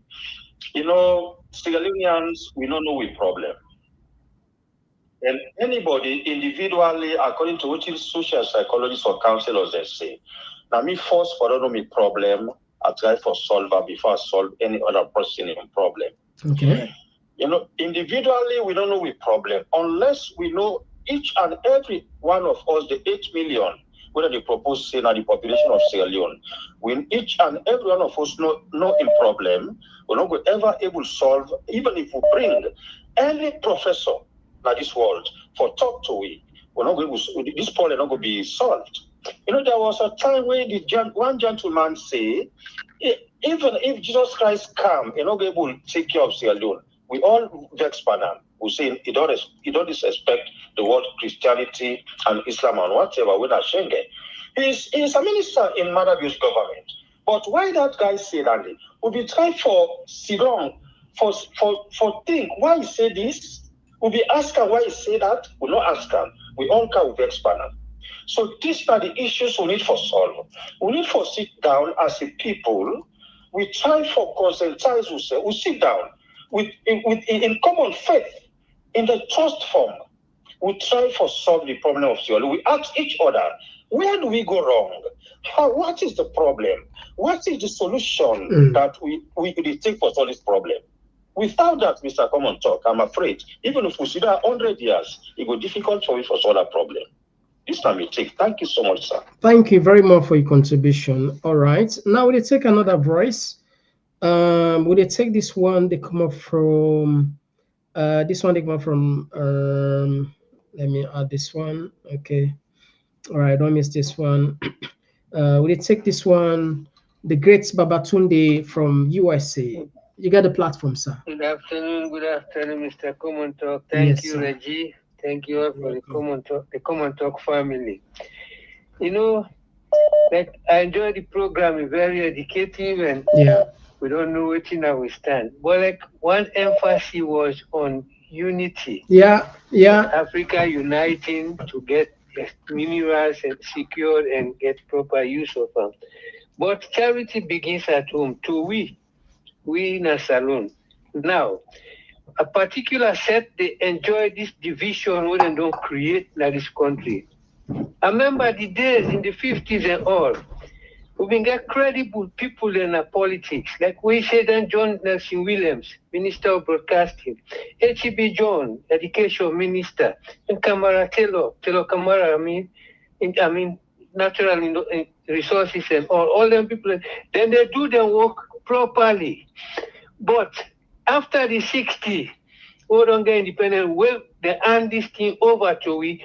Certain people and begin use certain things for divide we don't come make the system, they don't change, and where people are not even get integrity again, they don't know themselves.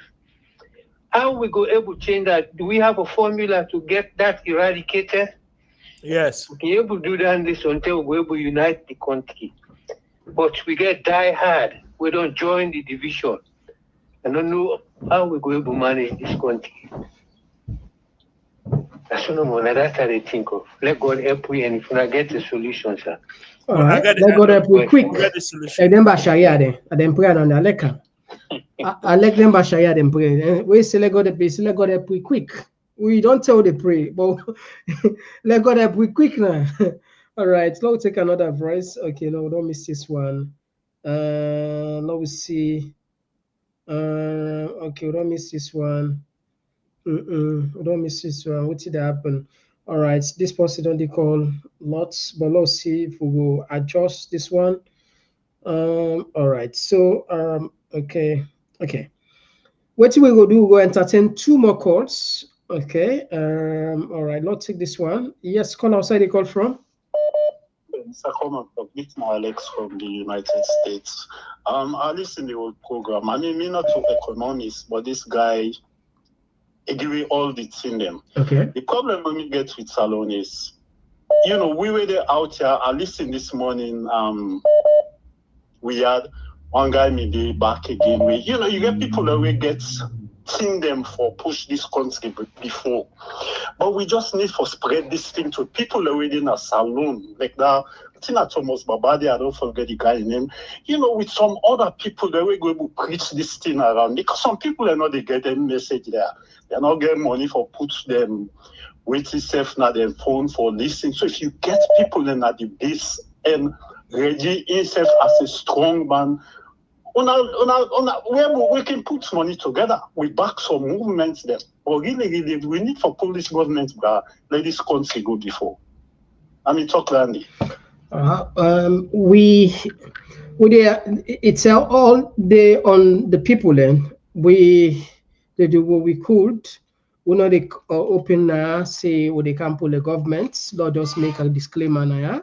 Right away, we they change the government through this advocacy we make. So I don't know whose angle with this man they come out, but I understand what's in feeling about the country. I sense the way they talk safe, just like many Sierra Leoneans, we're passionate about the country in progress. Anyway, we take another call. This probably will be the last call. Yes, call outside the call from. Yes, Mr. Komon-Tok. It's Alicious from Dubai. Yeah, Alicious from Dubai. You get 2 minutes. Thank you so very much, brother. Mr. Reggie, thank you so very much, sir. This is now a very big opportunity we'll get in this platform. Yeah. Which is very, very laudable. And according to what Mr. Perkins said, we hope that he will come back in subsequent times, hopefully. Just like way Mr. Perkins said, we said it all about country or any other countries, the unity. If unity not there, it's always division. And that already me said about support to Sierra Leone. Not take Sierra Leone as a case study because that is some of them. That is some of who sabi. Sierra Leone, the politicians they don't bring a system for divide people them.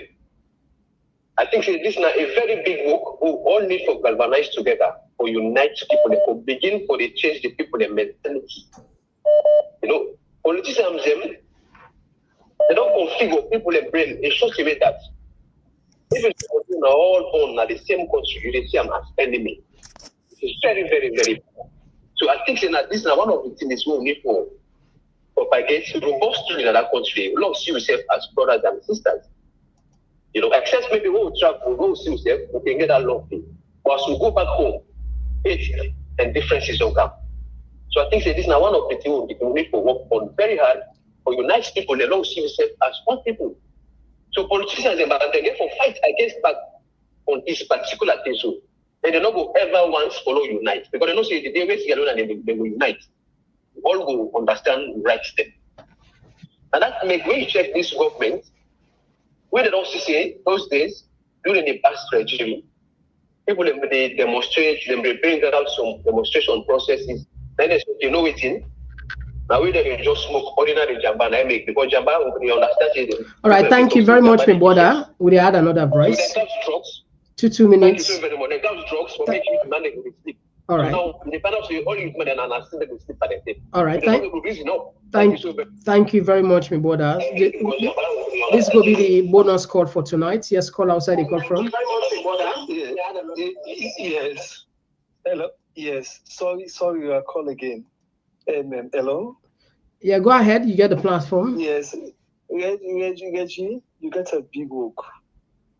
Permit me for say this to you. What you're doing is even beyond Sierra Leone. Mr. John mentioned something when you talk about this IMF stuff and say, no, we not think so we can able to do that alone, not just as a country, maybe within Africa, in terms of trade, we're able to do that inter-trade stuff. One pattern of the Bible will say, mark them that do well among you. Too often again, we look for international best practice. Traore in Burkina Faso is doing a great job. This is a popular demand that they make with all due respect. Why will not begin to mobilize Sierra Leoneans of like mind, get some kind of connections now with Traore, with the African spirit? There is a lot to learn from that gentleman. We talk about revolutionizing Africa and Sierra Leone in particular in this case. We get a lot for learn from them. We know we'll go with everything we probably do. We got Burkina Faso, but I guess we have a lot to learn than going always outside of Africa. And then, at the appeal, I don't send a message to Mr. Komon-Tok. I want one of the people with the offer. Then, thirdly, maybe we can organize something. We get a lot for we talk. Maybe we can create a platform, have Komon-Tok platform. Then we discuss some issues. Then we time no permit now, but we will do at the forum. All right. God bless you. Thank you so much. Thank you very much. Thank you very much.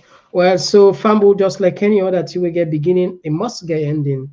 And so we draw the curtain of the show tonight. Yeah, and we apologize. The under don't struggle for call. We'll not go through.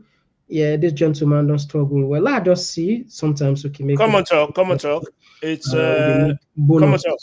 Komon-Tok. They say, let's say bonus, Komon-Tok, you hear me? This person one can tell we. Anyway, something I get the solution for we. Komon-Tok, you hear me? Komon-Tok. We say this person don't. We see don't struggle. Low money, low you can. Maybe sometimes you get message from you. Yeah, call outside. They call me. Call from. Hello. Yeah, outside they call from. From Salon. Okay, you get the platform. Go ahead. Yes. First of all, I want to tell Una thank you, Mr. Deji, for we bring this man also come. One thing we is they talk about unity and also having a good leader. I just pray that Salon people then we will learn from this. And the other thing again, we talk about the waiting this man they do Burkina Faso. We have so much natural resources. All the candidates can go. Yeah, let we try for like waiting to do so. Let it not go in the raw form. Let them can do an IASU, come define an IASU so that we will benefit from it. I just pray say we will get this man more powerful so that we will wake up as alone. Thank you. Thank you very much. So we do apologize, Fambulin. We get for close the line, the other side. Naya would do, no worry. So if you call today, this program just at the beginning of it, they continue. Yes. Komon-Tok. Yes. It's we're on day 149. Yeah. It's such an important program. Why don't we just go for another 10 minutes? So we go 2 hours, then we're done. So let give people a chance for talk within our talk today. Because you know, so it's ganga for let people then pay attention. So let's go for another 10 minutes, then we're done. We're done. So you want Low you had more calls? Yeah, well, whatever you want to do, but I'll just say give space. No, not closing down. We get a window of 10 minutes. No, the 10 minutes. What I want to do the 10 minutes on the comment side. You know, so okay, go ahead. Go ahead. Now you should. Now we get the tripartites. No, yeah. We don't have the call. We don't have the presenter. Sorry. I'm just physically call the weights no more. Sorry, sir. No, we don't, because if more we take the people. No, go pan the message. Go pan the message. You do what you do. Adea. Okay. Good show. Thank you very much. Good show. All right. Okay. So they go. Let's take from the middle first. This one they come up from Vivat Avidsin, where they say we are still in slavery to IMF, World Bank, and other monetary banks. My sister, this we don't talk about, but Nameka say I don't know what kind blessing will catch with salon for local gets, and the man is willing to go to Sierra Leone. Can you imagine? What's more? I don't know. What's more? I don't know. In the Bible, there is this manners from heaven. It fall for the Israelite then I don't know if where the manners from heaven don't fall, the manners then come back then kind of more now. I don't know. Now follow just manners from heaven don't fall now. You job now for let just pick them up, he eats. But perhaps with the weights, let the manners from heaven come back now more now and go down away. I don't know if this with the weights for anyway. But let me rush quick on this side. Almami say I would suggest you arrange John's meeting with the University of Makeni, and Babatunde they say I would wish to be one of the recipients of the book from Regis donation. All right, noted. Send us a message. And this one they come up from Ebola Kambulo. They say we do not need IMF etc. to help or develop our country. What we need is to develop a robust education system to the extent that we train our youth to convert our minerals and other resources.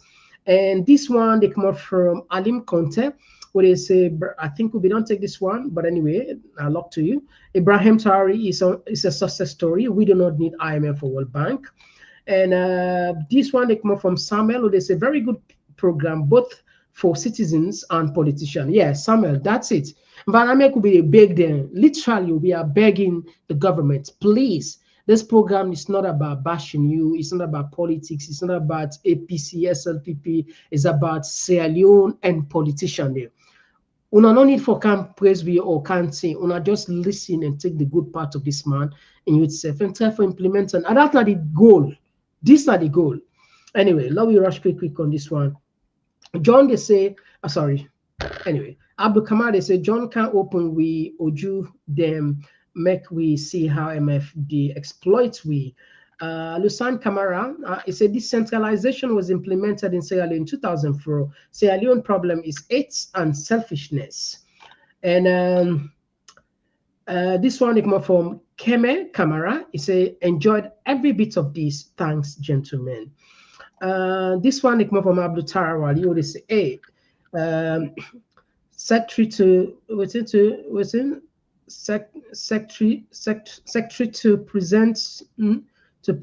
present not no good guarantee in safety. Oh, secretary to the president no good guarantee in safety. I think it refer to John for say one kind of the country. Secretary to the president no good guarantee in safety. Just like what it didn't do.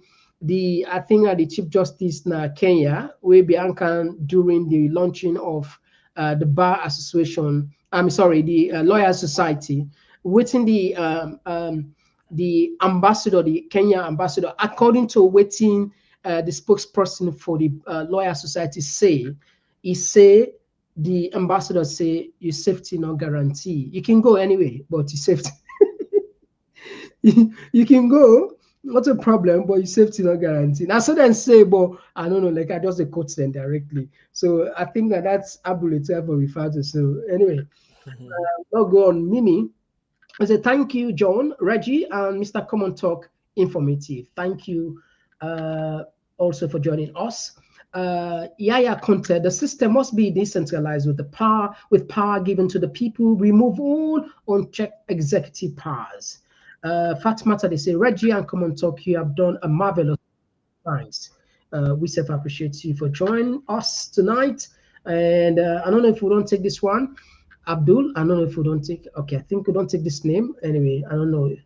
Jibril, they say, what is your perspective on the current inflation situation in Sierra Leone? And what are the primary factors contributing to the negative perception or ridicule surrounding the country's economic challenges? There's one thing, I don't know if you catch one part.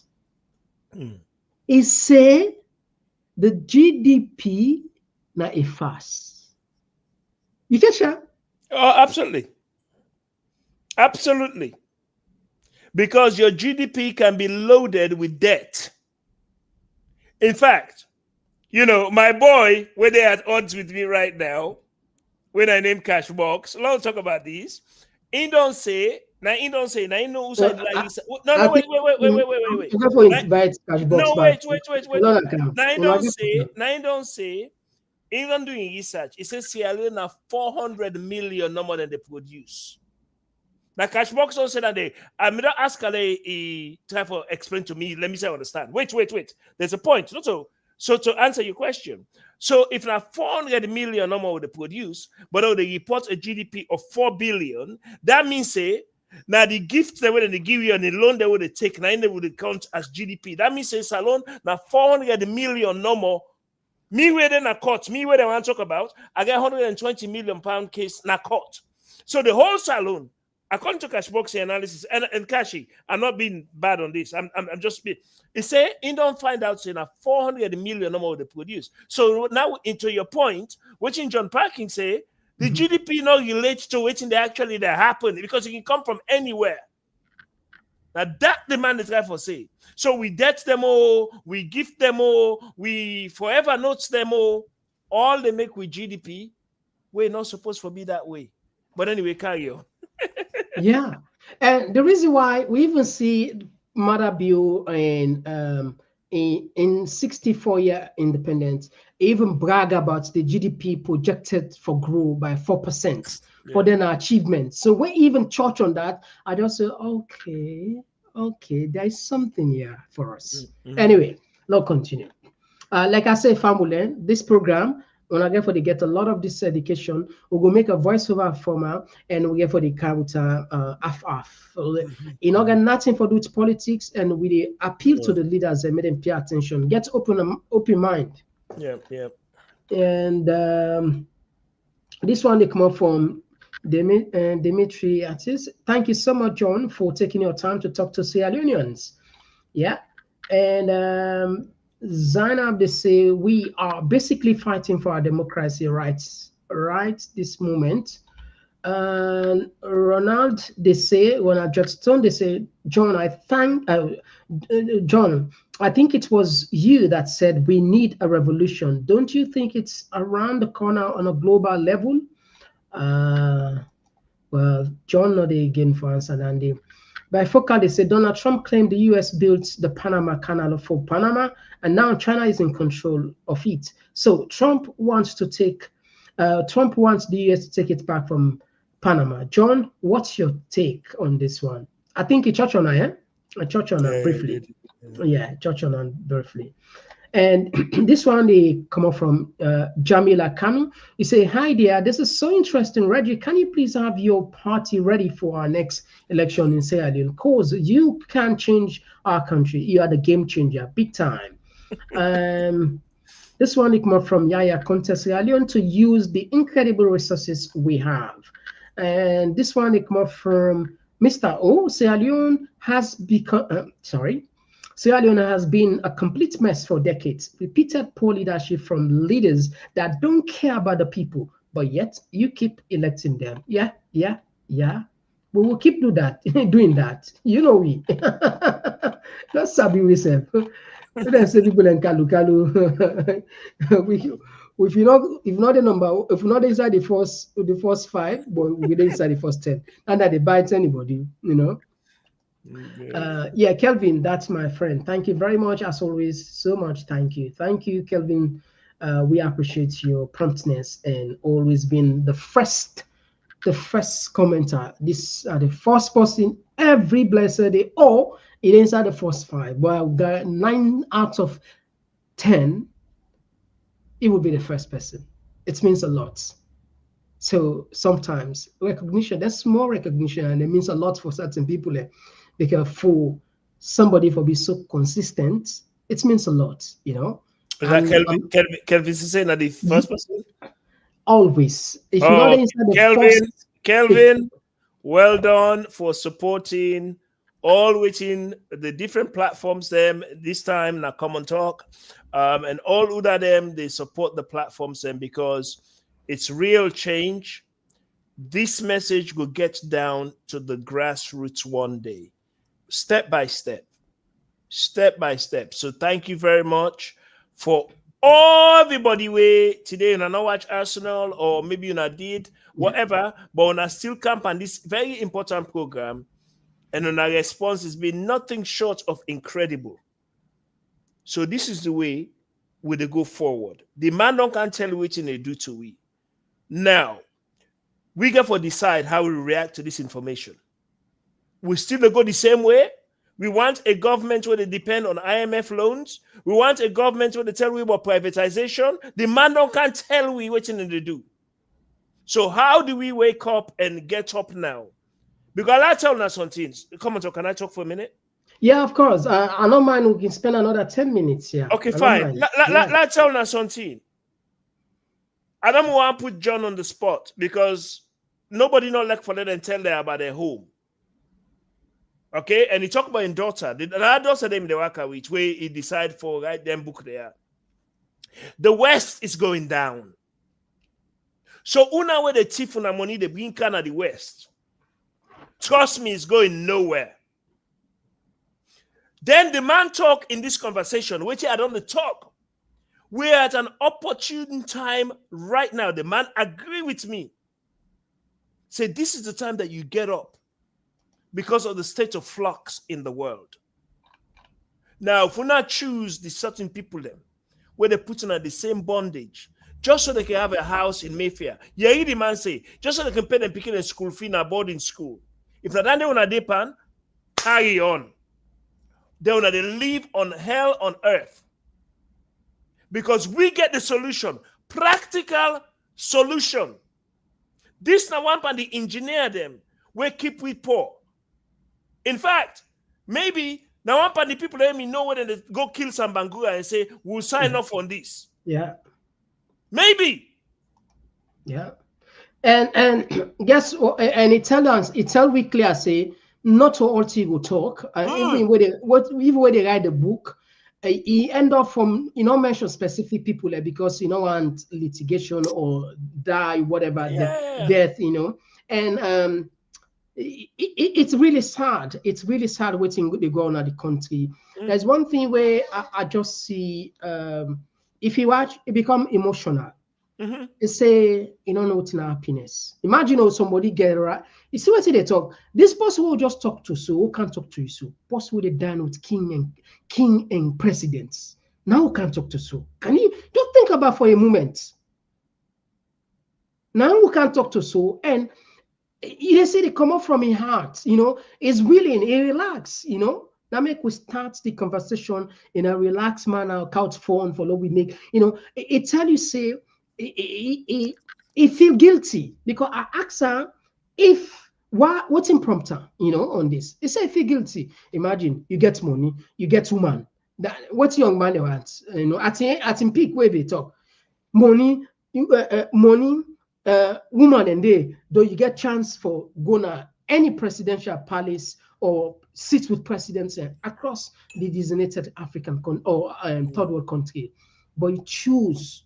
You see, every year there are people there when they take the risks. If you listen carefully, Fambul, John said people don't go for sacrifice. I asked her if it can kill you. Remember? I said, what about them? He said, yes. He said, I said, if people and he said if he didn't kill this person, other person go grab. He said it's about sacrifice. You see the point? It's about sacrifice. So who is willing to sacrifice for Sierra Leone? Well, I'm doing it. Salon don't cost me 120 million, but I'm still here. I'm still here. I'm not supposed to be in the salon scene right now. Salon people then pull my 120 million pound business where I build with my bare hands. But I'm still here. I'm still here advocating. I'm still here talking. I'm still here doing the same thing. Let people know and understand, argue with me. I'm not saying I be all team. I'm not sabi today if Arsenal don't win a match or whatever. But I know the economic policy what we need for develop salon. I know that. At the risk of everything. But anyway, not a political talk with Depa. Come on, talk. You carry on. It just mind blowing, you know. Seriously speaking. All right, I see. Lord, just see maybe the thing too sweet for Lord. We just okay. Maybe Fambule. No mind. We'll spare another 10 minutes. I see other missed call in the kind side and people. Let the people talk. Let the people talk. Let the people so talk. I think Lord will do yourself a favor, both of us, not so. And tomorrow I'm not gonna go work. Hey boy, they cost you money, oh. Let's just talk something. Can I just talk something? Let's talk something. Of course. So what they can do? We go take 1 minute break after this for can answer the rest of the questions. They'll give it 10 more questions. Yeah, the people and they. Right. Okay. Wait. I want to tell the people and something very important. If they hear me, Komon-Tok not go to work yesterday.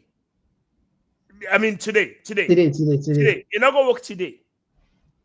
What make you not go work? He said he want to invest for this show. You not go work today.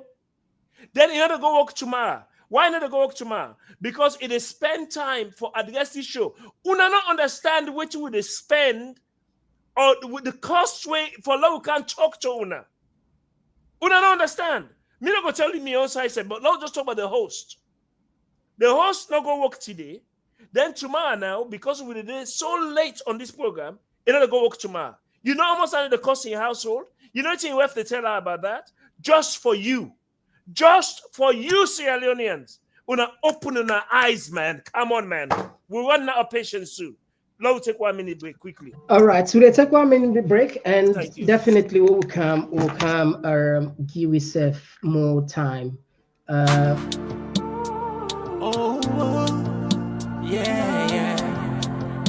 Oh yeah. This now Komon-Tok. In case you don't know. Oh yeah. Whenever we pledge with love and loyalty to a sweet mama salon. Now we all come together as one. For tomorrow, now we go make salon. Anytime where you pay, anytime where you go, anything you they do, it no matter. Oh yeah, it no matter. Now we putting up Tanga one inside Sierra Leone. Let one big family, cause no place like home. In case you don't know, this now Komon-Tok. Where to bring information about salon. In case you don't know, this now Komon-Tok. Where to bring information about salon. For education, entertainment, political affairs. Tune in Komon-Tok. For education, entertainment, political affairs. Tune in Komon-Tok.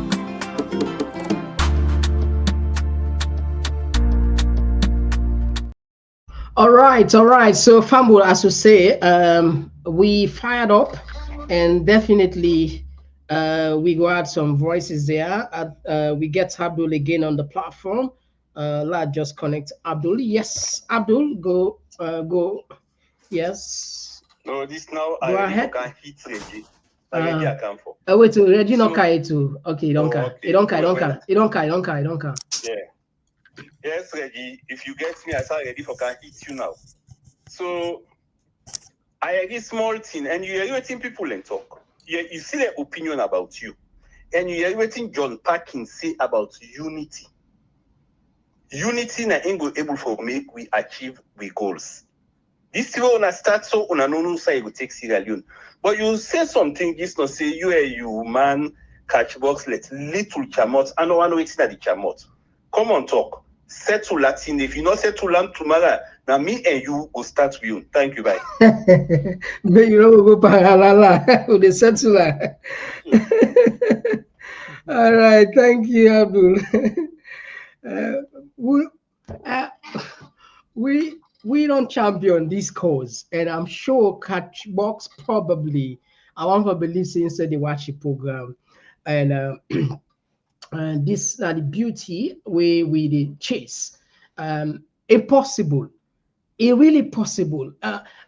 Like I say, I'm not ever excited by a program we reach this one. I'm telling you, I don't interview politicians there. I don't count the way I excited about this one.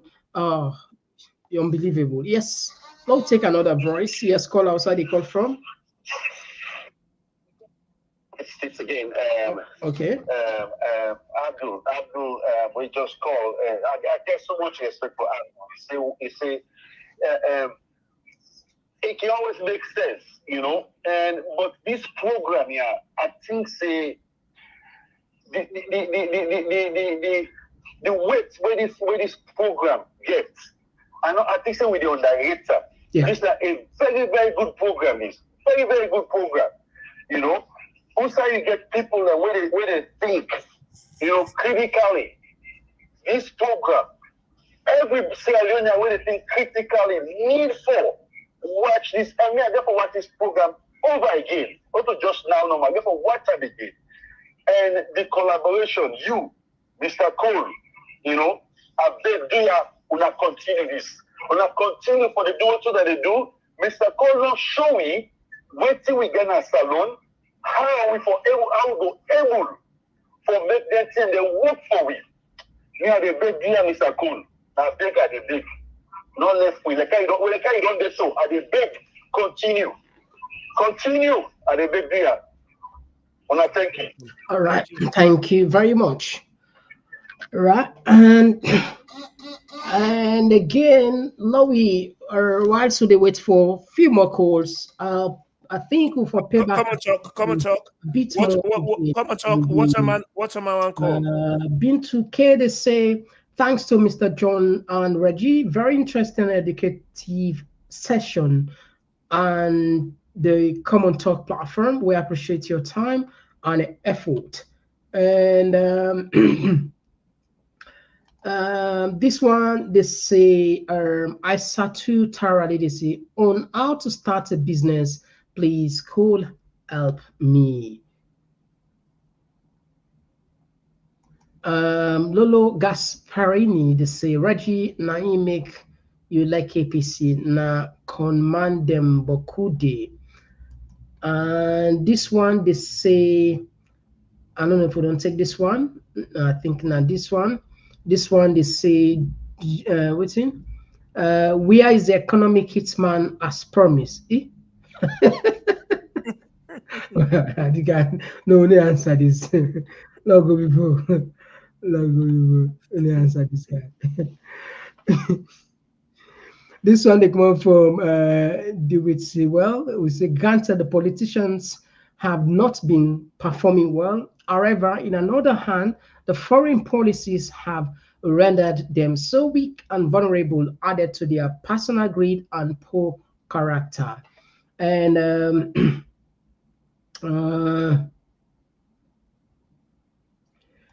this one is from Lyman, where they say, Mr. Reggie, I don't only need that, but I also need your signature on it for reference. I think this person they refer to the book we promise for give out. I don't know this one. They come up from Andul. I don't know. Yeah, Andul Lamin is a good evening. Okay, thank you very much, Andul. Good evening to you. We appreciate. I don't know if we don't take this one. Reggie, me, self, na businesswoman. Oh, we all don't. We all now go do. We all now go do politics. Na Samoa no. Na Samoa no. No are the now someone are the fit for till them back come to business till them back to business. All right, and we'll take another rise and then yeah, thank you, Abisaj. Thank you. Oh my God, I have missed a lot. Abisaj is very simple. Just rewind and you will get some back. All right.